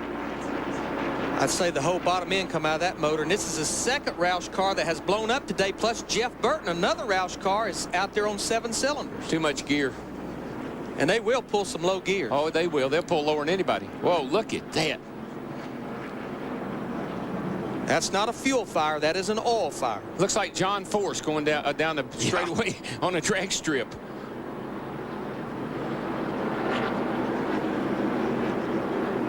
Boy.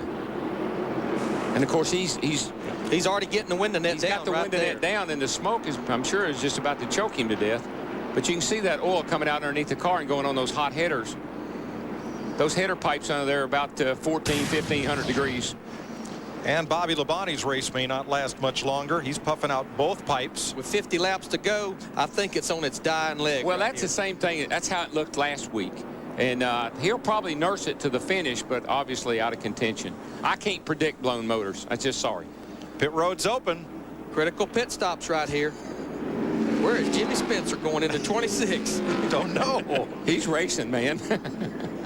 And he's not even on the lead lap. So no, but if he keeps doing that, he will be. He'll be on the lead lap of everybody. All right, let's go to Matt. The 25 car of Jerry Nadeau hits first. They're going to make significant changes. A wedge and also track bar adjustment. 4 tires. Shane Parsnell already dances across to the front. Tony Ham to the left rear. Let's go to Dick Bergman in the 8 pit. Dale Earnhardt Jr. here on the pit road. Going to take 4 tires, just like you guys in the booth said they were going to. Let's go to Steve. Dick, no adjustments for Dale Jarrett, just 4 tires. He's out at 15 seconds flat. That's world class, and it puts him back in the lead. And one thing that helped his pit stop, he was in an in pit. How you pick your pits is by how you qualified. All he had to do is move about 10 feet to beat all those other guys out. Plus, they had a good pit stop. Darrell, those end pits are asphalt. The other pits are concrete. Is there any difference in getting launched from that pit? Yeah, maybe a little bit, but I actually think he's back on the concrete. And the only thing wrong with that pit is when you have to pit under green flag stop. A caution flag, yeah, a caution flag's great. That's where you want to be, but man, it's a little tough there under green. Uh-oh, Kenny Schrader, look at that.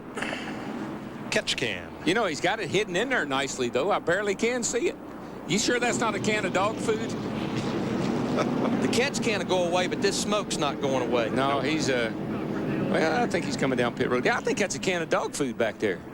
And what's holding that thing in there, there's a little probe, and that's how you open the vent that lets the fuel flow into the fuel cell. And there's a little penalty waiting for him when he comes back to remove it. That's how you let the dogs out. Jeannie is with Bobby Labonte's car. Well, a lot of smoke from the 18 car, but believe it or not, this is just a usual pit stop. He's going to get 4 tires here, trying to keep it clean.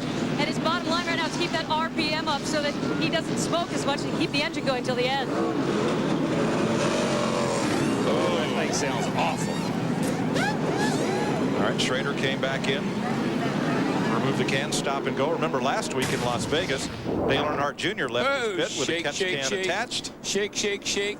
Shake your booty. Now, he was trying to get rid of that before he left pit road, but the rule says you have to get rid of it before you leave your pit. Right, and what it was, the difference in this, that was under a green flag, so he had to come back in for a stop and go. These guys will have to go to the tail end of the longest line. It's a tough break for Schrader, who's been on the lead lap all day. We'll be right back to Atlanta with more NASCAR on Fox. Last last November, right here at the Atlanta Motor Speedway, our own old DW finished his stellar career. From Owensboro, Kentucky on through 84 wins and 3 Winston Cup titles.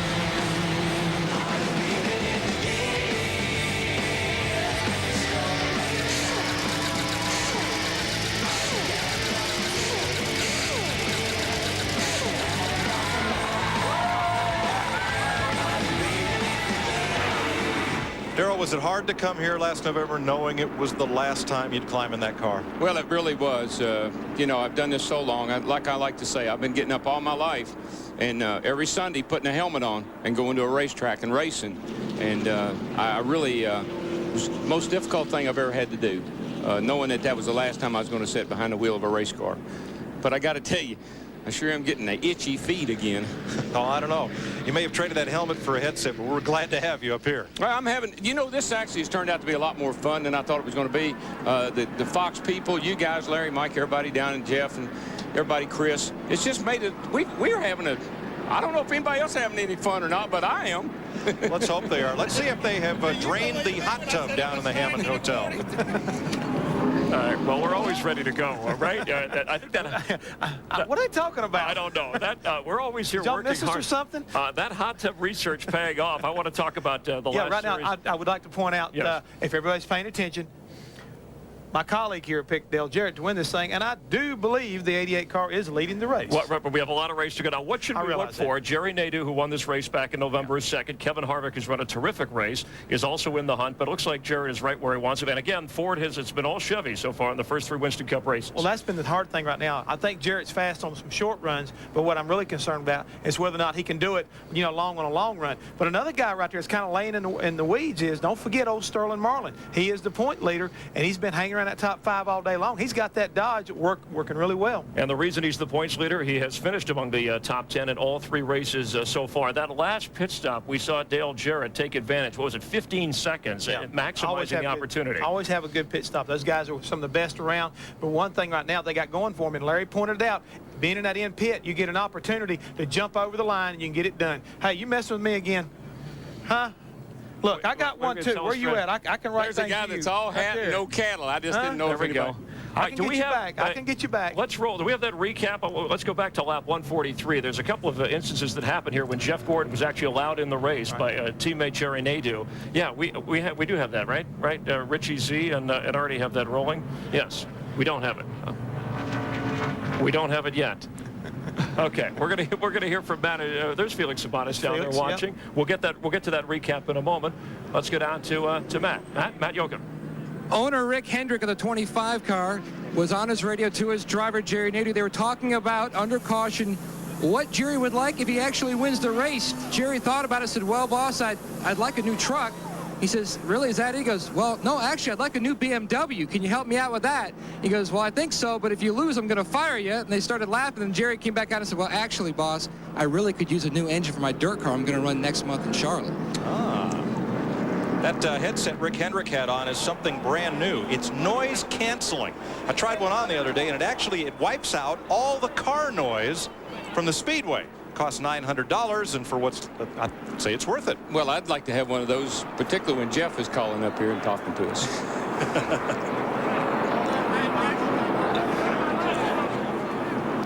Well, there's old Smokey. Yeah, you got old Smokey beside you, too. Don't forget that, Mike. I'm listening down here. I'm paying attention. The one thing I'd like to talk about, Darrell, is that when we saw Matt Kenseth's car burst into flames when the engine exploded, I think everybody needs to understand from a driver's perspective what's going on inside there as far as the flames that are coming in and why is he so urgent to get out of the car and what's happening then.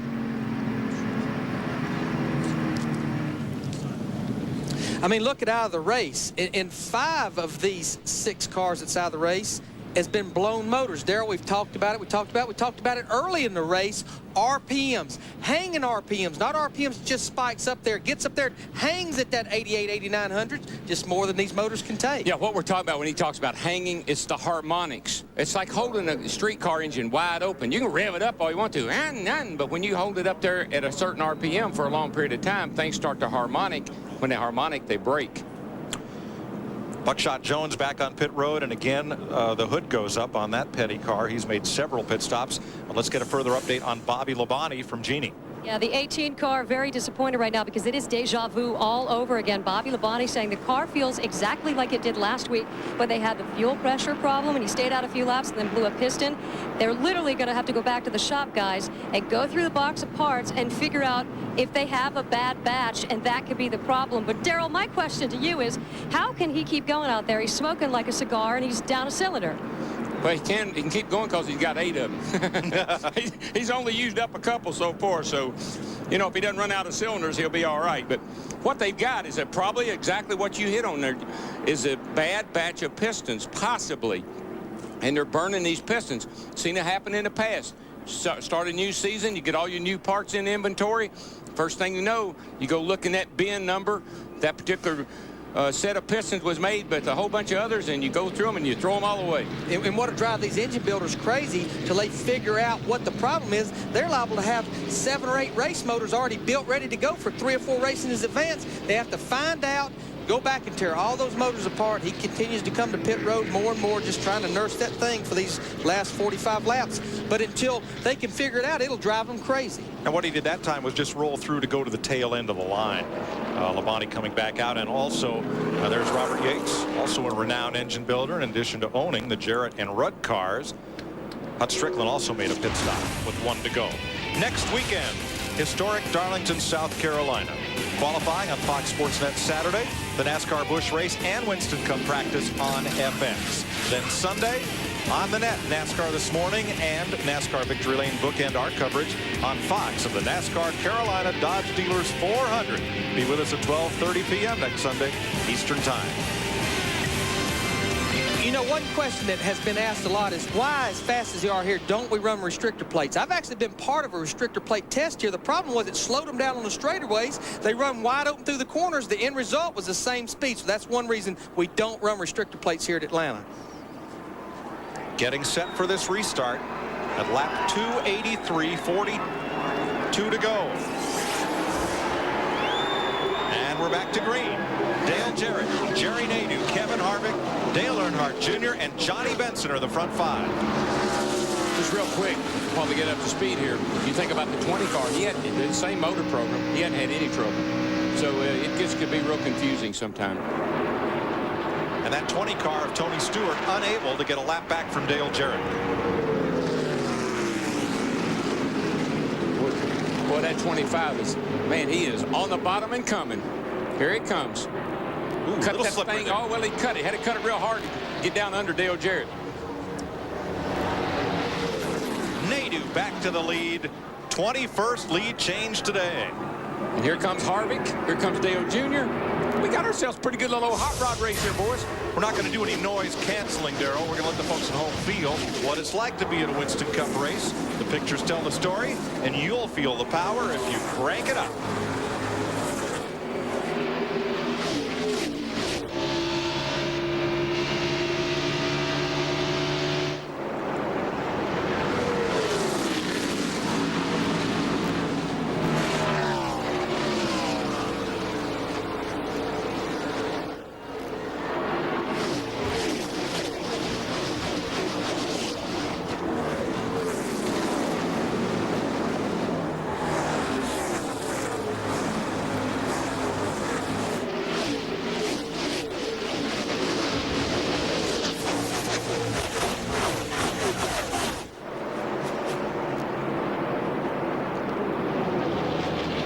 Kevin Harvick up and underneath Dale Jarrett. It's a battle for second place right here. And don't forget, just like Larry pointed out, that's a car that finished second here last year, and he's got himself in a really good position right now to do it again. How about Dale Earnhardt Jr. in that red number 8 car? He's going to follow Harvick on the bottom side here below Dale Jarrett. I've been watching Jr., and he has been easing his way right up there into the fight. Doesn't Dale Jarrett's car seem best the longer we run under green, but just after a restart, he's not the class of the field. We've seen that all day long. And Nadeau has shot out there to a pretty good lead, and it's kind of like that story we always talk about, good on long runs, but you can't let that leader get too far away. Speeds as of this instant along with our Fox ticker, as Kevin Harvick tries to work past Dale Jarrett. And as the track temperature goes down, as it cools off out there, you see these speeds are getting higher and higher and higher.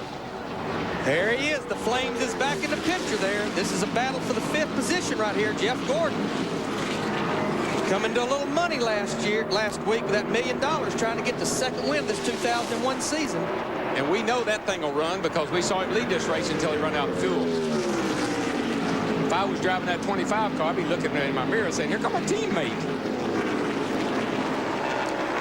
Then we're being told that the track temperature is down to 79 degrees. These old motors, these old chassis, yeah. they just loving that cool racetrack right there. Oh, yeah, the cars handle better. Started out with 92, down to 79. That's a big change in track temperature. Here comes Gordon having a look at Marlin. Marlin instead is going to go after Earnhardt Jr. Sterling's car is really good on the bottom. Now, last week on the last pit stop, they made a change in Sterling Marlin's car and went backward. Whoa, he squeezed up there in front of Dale Jr. Matter of fact, he didn't quite make it. 31 just bounced off the wall, guys. Caution's out. Looks like everyone will get past Mike Skinner. Same thing we saw happen yesterday, Mike. The speeds go up, the track cools down, and you start running faster, and they get up in the wall. They will come back to the line, and I don't see a lead lap car in touch with the leader. Stewart was the first of those lead lap cars, and he's pretty well back. Gordon and Earnhardt Jeff Jr. Gordon is deciding that he might want to race people back to the line, and that's, wow, usually something we don't do. Darrell, I believe that he and Earnhardt Jr. were side by side as that caution came out. Gordon trying to get that position worked out as they came around. Normally, you kind of, if you're not racing anybody, you just kind of hold your hand up and hold your position. There you see Skinner right there, all the way up the top of the racetrack. Gets up in that gray stuff. Just not enough racetrack up there. Just as turn 4 gets a little bit loose up there, up in that stuff where you can't have no grip, Darrell. No, and you see all the dust and the dirt and the rubber, and there's nothing you can do. I tell you, the wall down there in the middle of 3 and 4 is black, where people have been rubbing up against it. From the Lowe's onboard camera. Gets in just a little too high. Oh, the back end snapped around just a little bit. He was lucky nobody ran over him. There was a bunch of cars right behind him. Look at this wall. Man, this thing was painted last night. It was fresh this morning. Now, Darrell, we've only run 8 laps, but we got 30-something to go. I'm going to give you 4 more tires. They've been running them tires hard. Let me think about that a minute. Pit road's open. There they come. Come on with them, Darrell. Staying out. Oh, Jarrett's staying out. Staying out. Sterling Marlin, Jarrett. Sterling Marlin, yeah, stayed out. And the rookie stayed out. So I was, man, I don't know. I'd have been jacking on that steering wheel. Yeah, I'm coming. No, I'm not. Yeah, I'm coming. No, I'm not. We'll see. Got to remember something. 88 runs better after he runs a little bit. So he's probably on kind of low air. We'll see if that doesn't pay off for him. Here's Matt. Jerry Nadeau asking for only 2 tires, trying to cut a deal with his crew chief Gordon Gibbs, but Gibbs won out. It is a 4-tire stop. He was a little tight. They adjusted air pressure. 4 tires for Kevin Harvick. Mike Fluke on the front, Ronaldo on the back. The 29 is down and off pit road. It looks like in front of the 25. He is, Steve. Here's Dick.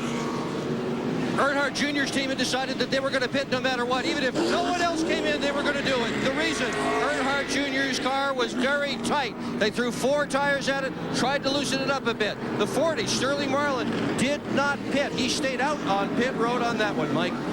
Dale Jarrett and Sterling Marlin stayed on the Speedway. Everyone else pitted. Jeff? One other thing you might have noticed there, Mike, all the other lap cars were on the pit road at the same time with the leaders. That's what they call a quickie caution. And when they call that, the pit road is open for all competitors to come down, lead cars or lap cars. So you had a lot of congestion on pit road. And that might have had some influence on those decisions of who pitted and who didn't. Yeah, quite honestly, I'm surprised they threw a caution because he got in the wall and there was nobody around him that got into trouble. But I guess they were afraid he might have gotten some debris out in the racing groove. You know, Kevin Harvick, he won the race off pit road. Again, he's got that second pit, which was right behind where Dale Jarrett is. He only had to go about 30 feet to beat all those guys off pit road. They had a good pit stop as well. We're on 1 to go. Bobby Hamilton is pitted. So is Joe Nemechek. Robert Presley is in with Brett Bodine and Mike Skinner with damage. This car doesn't look that bad. It looks kind of like some of those cars did yesterday in the Busch race, and they ended up finishing pretty good. So we'll see what happens. He's going to put left sides on it. Hey, Larry, I just want to let you know, buddy, I think 4 tires is the way to go, too. I guarantee you just watch these boys got 4 tires here. Matt Lee, TV time. But Jerry Nadeau sure wanted those 2 tires, though, DW. He was begging for only 2 tires. He thought that might be the trick. They went with 4. Now he says, guys, don't talk to me for the rest of the race. All I want you guys to do is clear me. They said, good. He drives better when he's mad anyways. All right, now, Dale Jarrett has 17 more laps on his tires. So does Sterling Marlin than the rest of these lead lap cars. But I know why Gordon Gibbs would not put 2 tires on this boy. Different race, different week, different tire. 2 tires at Las Vegas last week burnt these guys. It did. Yeah, he tried that last week, didn't work. But if you're going to come in, these crews are fast enough now that between 4 or 2, I'd take the 4 if I'm going to come down pit road, under caution particularly. When they come around, 31 laps to go. Can Kevin Harvick pull off his first Winston Cup win? That's Richard Childress. That's Harvick's car owner. Can Sterling Marlin give Dodge its first Winston Cup win in decades? We're about to find out as Dale Jarrett hauls him off into turn 1, trying to win Ford's first race of this season. Marlin's got his hands full with those 4 tires. What you got to remember, when you stayed out, you've picked up a lot of trash on your tires. You've out there with the hot tires. It takes a little bit to get them cleaned off. Can Jeff Gordon come from 5th on this? Whoa, look at Dale Earnhardt Jr. Get all over the back of the Jeff Gordon in that 24 car. I mean, he just rooted him right up out of his way. That's another thing about coming in and getting 4 tires. You fall back in there, we've got to race a lot of people. Junior roughed up Gordon pretty well. Now they're side by side once again. Still there. Clear up. All clear. Tony Stewart backing up in the middle of the pack there. And that's the teammate to Bobby Labonte's car, which has engine trouble. He's done. He's off the pace, brought it on the apron. It's more than a flat tire. Earnhardt Jr. got past Gordon. Dick. He's a bit agitated out there right now, Mike. The car stalled when he was trying to come into pit road for his pit stop. That's happened a couple of times today. He got on the radio, and he was really hot. He said, we've just got to fix this. So he's a bit annoyed out there. Got to keep it under control, though. Race is winding down to the end. Well, these young drivers got to race for a lead here, and I think Nadeau's going to probably zap our buddy up here, Jarrett. But these young drivers, you got to remember something. Now is when you've got to be your calmest and your coolest if you're going to win a Winston Cup race. 4 fresh tires. Them old 4 fresh tires down there to the bottom. Get down there. Clear. Get down there. Ain't over yet, baby. We got a long way to go yet, man. I might be all right. Nadeau edging ahead of Jarrett. That's the 23rd lead change today. And for 3rd, here comes Harvick inside of Marlin. Junior's right there with him. Boys, we got ourselves a real race on our hands right now. We got some guys coming up through here that are going to be serious contenders. This ain't make-believe. This is for real. Can they keep this up for 28 more laps? Oh, yeah. I guarantee you. Track's cooled down. Sun's gone down. Boy, Junior, that's the 2nd time going into turn 1. That back end of that car just shook loose. Yeah, he's just driving it down in there. He sees those leaders. He wants a part of this. And that's where Gordon is best. When he can see the leader, that's when he's at his best. And he can see him now. It's his teammate. He knows he's got plenty of time. I mean, there's still like... Still there.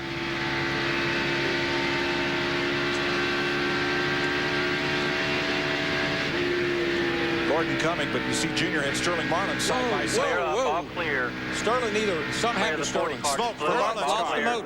Lost the motor. Kaboom. Caution. Caution. Okay, caution's going to be out. Time. Caution's out. Lap 300, 8th caution of the day. Oh, it's a shame. Another good running Dodge that had a chance to win. Nadeau brings it back to the line, and for the 2nd week in a row, the point leader falls out of the race. Yeah, that was too bad. Something internally snapped in that engine. But, boys, this is when that happens. I mean, the last little bit of these this is 500 miles. This isn't one of those short races. It's in a short track. This is 500 miles on a really fast super speedway. And Sterling Marlin just lacked 25 laps from hanging on to the point lead. Let's see what happened here. Right in front of Jeff Gordon. There it goes. Jeff did a good job of just kind of turning down out behind Sterling. Obviously, Sterling's engine gave him a little warning, but that could have been disastrous if Jeff had run in the back of him. Now Tony Stewart comes back on pit road, and he's smoking. He's got a right front tire flat, looks like. Yep. And Robert Presley there with the hood up as well. Boy, watch how close Gordon gets to Sterling there. Makes the right move. All right, we only got 10 cars now on the lead lap. We've run 6 laps. That's off Tony Stewart's car. These cats going to come in again. Nadeau stays out. Jarrett stays out. Looks like everybody stays out. Well, that tells you that Jarrett's happy with his deal. You know, he could have come in. I'll show you what happened to Tony Stewart here. He's got a right front tire down.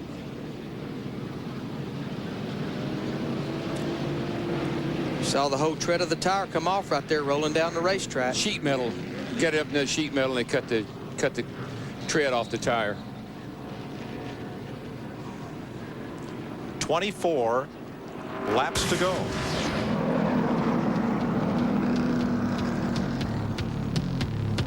Pit stops complete, but Sterling Marlin falls by the wayside. We'll be right back with more NASCAR on Fox, presented by UPS. At Atlanta Motor Speedway, this is what 120,000 plus came to see, a shootout. 22 laps to go. Can Jerry Nadeau make it 2 in a row? Can Dale Jarrett put the Ford in victory lane for the first time this year? Can Kevin Harvick win in only his 3rd Winston Cup race? Can 4th place Dale Earnhardt Jr.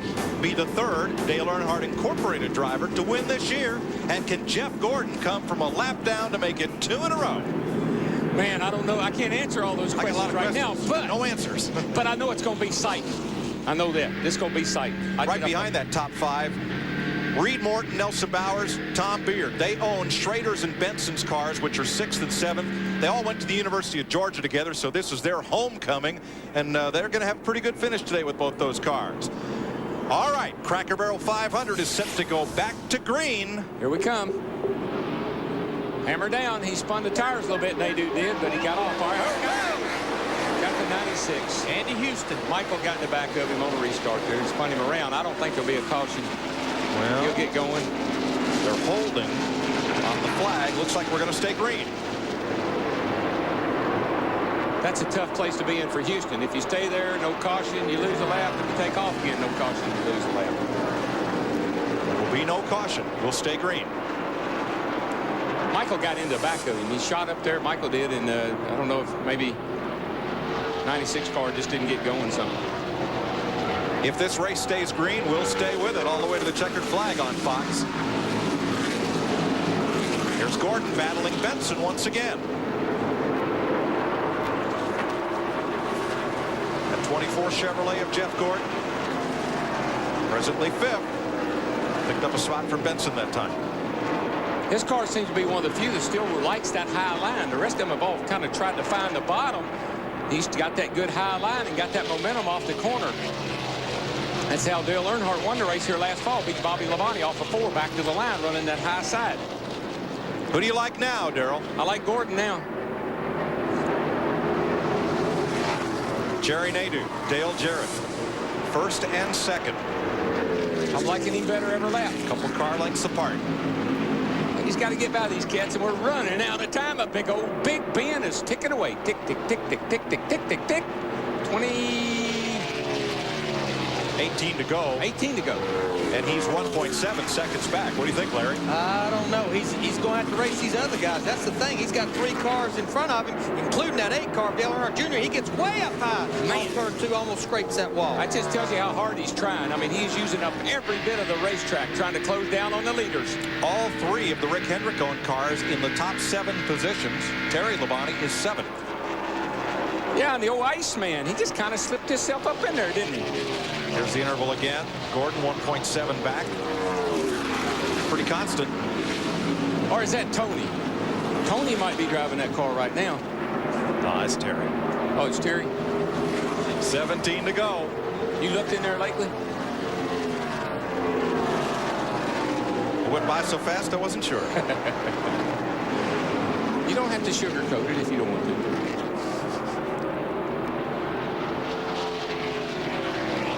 Check the interval back again. 1 car, 4 car, Jeff Gordon. He is the fastest right now. Look at him all over the rear bumper. The 8 car Dale Earnhardt Jr. Catching him one thing, getting by him another, though. Boy, he's got to get by these cars pretty quick if he's going to have a shot at catching Nadeau. Dale Jr. really rocketed off of the second turn back here that time, Larry. I mean, he drove off and left Gordon. But, you know, Jarrett's holding his own.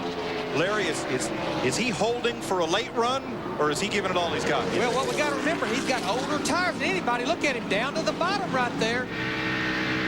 He's got older tires than anybody, and I think he is. He's trying not to abuse those tires. We heard earlier Todd Perry tell him, don't use that right front up. They're telling him how many laps to go. I think he's going to go after him here shortly. Well, here's the whole thing. Boy, Nadeau just bobbled.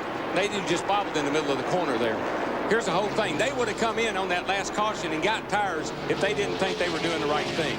They're happy with their car. They had a chance to put tires on it. They didn't.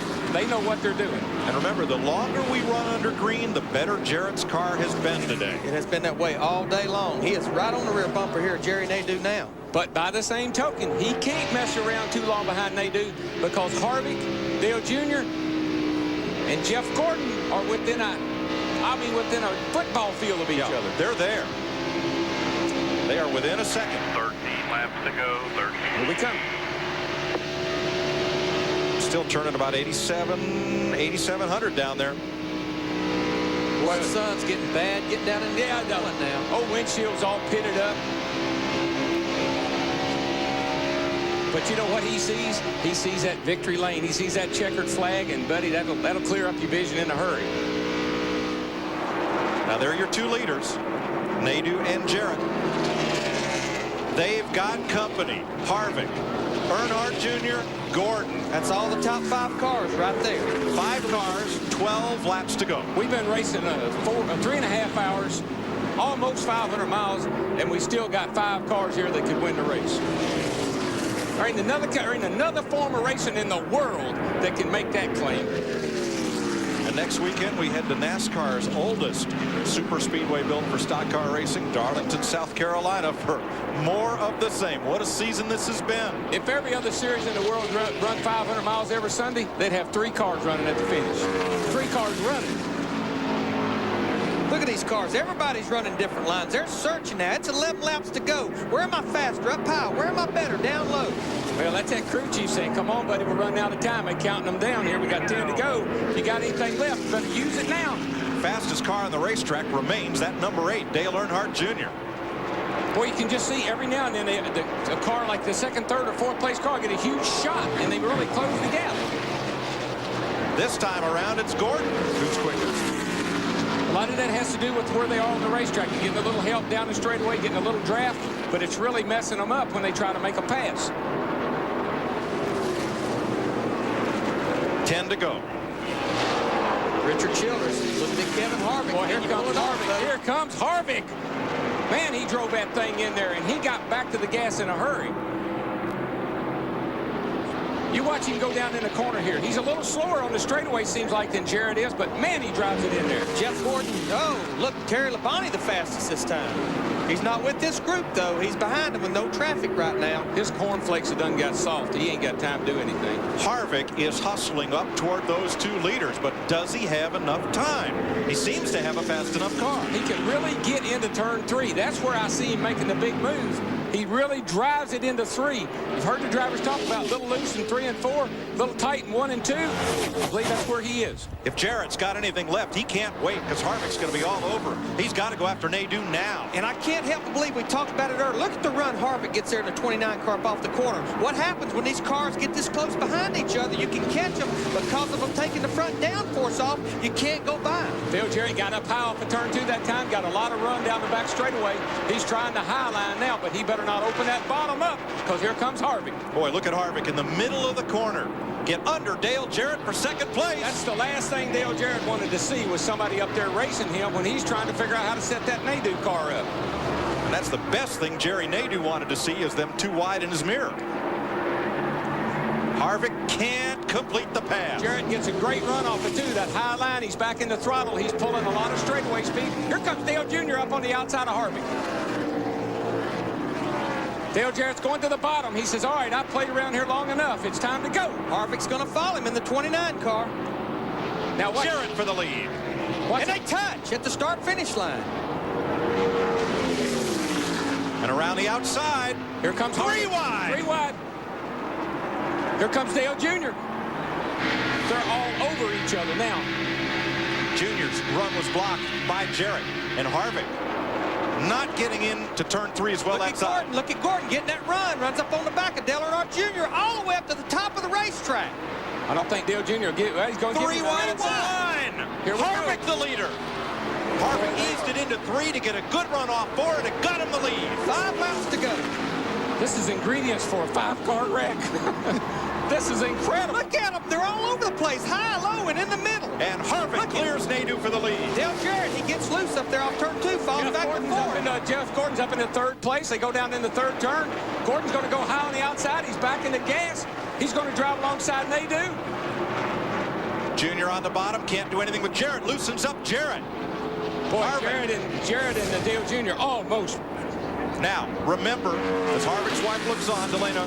Brand new wife, by the way. That's right. 1 week old. Now, remember, Gordon owes Nadeau a favor. He's going to try to help push Jerry Nadeau to the lead. And Dale Jr. is out of it. Earnhardt has cut down a right front tire. Burnt the right front tire off of that thing. Here comes Gordon to the underneath. He's going to come underneath Nadeau. This is exactly what Harvick wants, though. These guys running side by side. Look at the distance he's done put on. 3 laps to go. And right now, this is when, hey, buddy, let me go. I can win this race. I thought last year's photo finish was a thriller. This may be better. Well, here comes Heartbreak down pit road. I know we're watching the race. Dale Jr. down the pit road. Flat right front tire. Gordon goes into 2nd place. Harvick's got his work cut out for him now. I don't know if you're sitting down at home, but there's 120,000 people on their feet here at Atlanta. And here comes Jeff Gordon closing down on Harvick. Kevin Harvick trying to become only the 5th driver in NASCAR history to win in only his 3rd Winston Cup start. And I know Richard Childress has got to be jumping up and down with joy right now, no matter what happens. And somewhere, too, must be Dale Earnhardt, because this is his car that Kevin Harvick is driving. The paint is different, the number's different. But not since Dan Gurney in 1963 at Riverside, California, as a driver won in his 3rd start. Jeff Gordon's going to give it all he's got this turn. This time he's going to try to go down bottom. He's going to try to get down under him. Gets a good run there in the middle of 3 and 4. They'll be coming for the white flag right here. 1 lap to go. The Childress team trying to go to victory lane for the 2nd year in a row in this race. We had a photo finish here last race. We're getting ready for another one, folks. Get up off your seats. Here they go. For 2 in a row, trying to set him up. Gordon's going to make the big move on the inside when they get down here to turn 3. Slow car might be in the way. Here he comes. He's going to drive it to the bottom. Oh, Harvick's leaving a lot of bottom open. This slow car is going to be in the way. Just like a year ago, he's going to get him, though. He's going to get him. Gordon got loose. It's Harvick. Harvick by inches. Harvick by inches. Harvick by inches. What a race. What a finish. How did Jeff Gordon hang on to that car that loose off turn 4? Man. We got him. Tell me if we got him. 29 car. You got him, buddy. Harvick, you got him. By 6/1000ths of a second. All right. Nice job.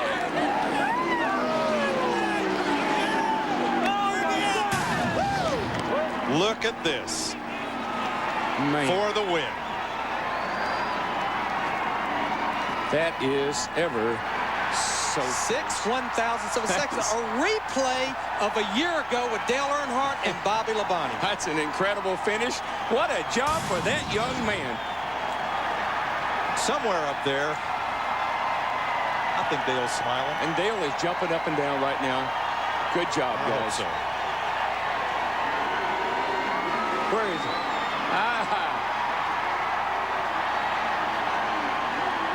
Folks, this is Dale Earnhardt's car and team. And Kevin Harvick, the young man Richard Childress tapped, is doing a John Force down the front straightaway. Hey, listen to the crowd. I mean, that's incredible.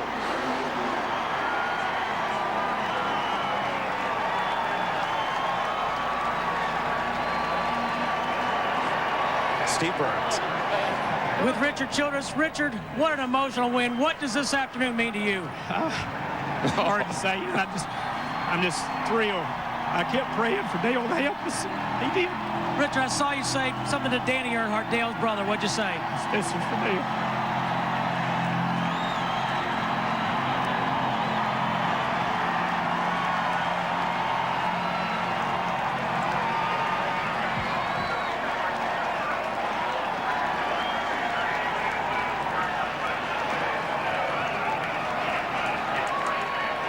how special this is. I'm telling you, I'm speechless. Just what this means to so many people. This is a win for this young man. It's the start of a great career for him, but it means so much to these people. Look at Kevin Harvick as the fans saluted Dale with the number 3 on the 3rd lap. Kevin Harvick salutes him on the way to victory lane. If I was him, I'd run that thing out of gas riding around here. What could be more fitting? What could be more special?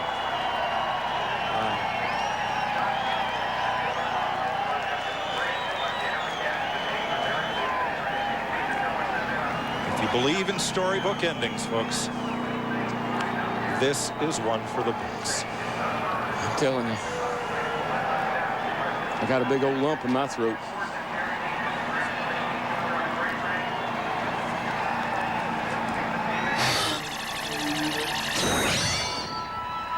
Here's our Team Monte Carlo winning moment as 2 of them battle to the line. And Harvick wins by 6/1000ths of a second. Look at Jeff Gordon there, a little loose coming off the corner as he shot past Brett Bodine. Right there. Hung on to it. But that was the difference. 6/1000ths. Watch Look this. at this. This is so close. Gordon's closing. Had that run. Boy, I tell you, if the finish line had been Talladega, he'd have got him. But and here's the crew looking on as they came to the line. Chocolate Myers right there, been with Dale for 100 years. All these guys, this means so much to them. They think they did. They think they did. I'm sure they wondered if they'd ever win another race after Dale was gone, but they have answered that question big time today. Look at Chocolate. Chocolate there. He's was really one of folks. People around this racetrack are all in tears. I mean, they're just so. So are folks up here. Crews are coming out and congratulating him. This is like when Dale won the Daytona 500. It is. Look, there's not a team that isn't down there represented that isn't congratulating. The crowd still cheering him on. Pit crew members from other teams running down to congratulate Kevin Harvick. 25 years old in only his 3rd Winston Cup race, and the weight of taking over the car of a legend on his shoulders. And Harvick has responded with a great photo finish win. Well, I know when Dale won the Daytona 500, everybody really just was so happy for him. I don't know that this isn't it's a different kind of situation, but the same jubilation. And Richard Childress, Kevin Hamlin, those guys picked up the pieces, tears in their eyes, and have moved forward and doing what Dale Earnhardt wanted them to do back in victory lane. Whatever you do, stay off the roof, they said. They inspect the roof height after the race. That's why they told him that. Jump up and down on the hood, but don't jump up and down on the roof. Danny Lawrence, longtime Childress engine tuner, one of the first to congratulate Harvick. What a moment. This is an incredible moment in our sport. The crowd has grown somewhat silent, waiting to erupt as Kevin Harvick comes out of that car. The tributes to Dale Earnhardt are everywhere around this speedway, but the greatest tribute is the man behind the wheel of that 29 car right now. I've said it time and time again, a legacy is not about what you did while you were there. It's about what happens after you're gone.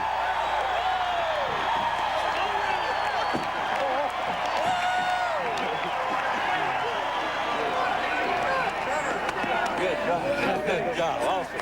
Matt Yoakum's in the midst of all that. Tears and jubilation in victory lane. Hugs by everybody. Kevin Harvick, a very special and emotional win. Did you ever script your first career win like this? I don't know how you could script it any different. As everybody can know, I'm sure this is going to be pretty difficult for all of us, but none of us expected this soon, and the unfortunate circumstances, and all I got to say is this one's for Dale. Take us on the pass for the lead and the win. I mean, the car was tight, and I didn't really know if we could do it, or but we never give up, because that's the attitude of this RCR team, and this Goodwin Chevrolet was good all day long, and we just kind of bided our time, and I think somebody was watching over us. A very emotional win. Let's go to Dick with Jeff Gordon. You're not ordinarily satisfied with second place, but given the outcome of today, is second place okay? As much as I want to get excited about our second place run and how great our team did, I got to congratulate Kevin Harvick and that whole Richard Childress team. I mean, what an emotional victory for them, and it's obvious that you know, somebody's watching over us right now, and that was just a great battle. You know, he did what he needed to do to win the race. He drove a great race. He's aggressive, he's smooth, and that team gave him a good car, and he made the move. You know, he took him 3 wide and got the lead, and you know, that was the move of the race right there that won it for him. And I was a little bit better than him, but I didn't think I could even get up beside him. We come off turn 4, and I got to the bottom, pulled the Bobby Labonte move, and got up there, and for some reason that you know, Goodwrench car just it doesn't know how to lose here on the last lap. Did it remind you of last year? Was that on your mind as you came around in that last lap? Well, I wasn't in that battle, so it didn't remind me of it. But, you know, they've got a good setup for this place. And, you know, I'm just doing everything that I could. I didn't have, you know, a car that could get by him on the top. So I said, well, I got to go to the bottom and try to get some momentum. I was surprised I even got it beside him. I just got to say thanks, you know, to everybody with DuPont and Pepsi and Quaker State, GMAC, Chevrolet and Goodyear. This team is just, man, they are flawless right now. We did have a little problem today, but we rebounded from it thanks to Jerry, my teammate, and Robbie, and these guys are just doing an awesome job. It's neat to be able to go out there and drive these types of race cars. And we thank you for a great show today. Mike Joy. Thanks, Dick. It's another clean sweep for Chevrolet. Top 3 positions, Harvick, Gordon, and Nadeau, as you have a look down through the results, and we're still trying to catch our breath. Well, I tell you, he says somebody's watching Olin. We know who it is, and it's Dale Earnhardt. We have not had a green flag lap yet with the 3rd lap. We've been under caution every time. That's Dale, and this is Dale today. His presence is being felt even now, and it feels good to know he's still a part of this. Well, you know, you think about that. Just the big heartbreak of the day, though, was Dave Blaney led all those laps. Looked like nobody could catch him. Ends up 34th position after the left rear tire runoff. If you believe in storybook finishes, this was your day. Kevin Harvick, a winner for Richard Childress Racing, driving for the team with which Dale Earnhardt had done so well.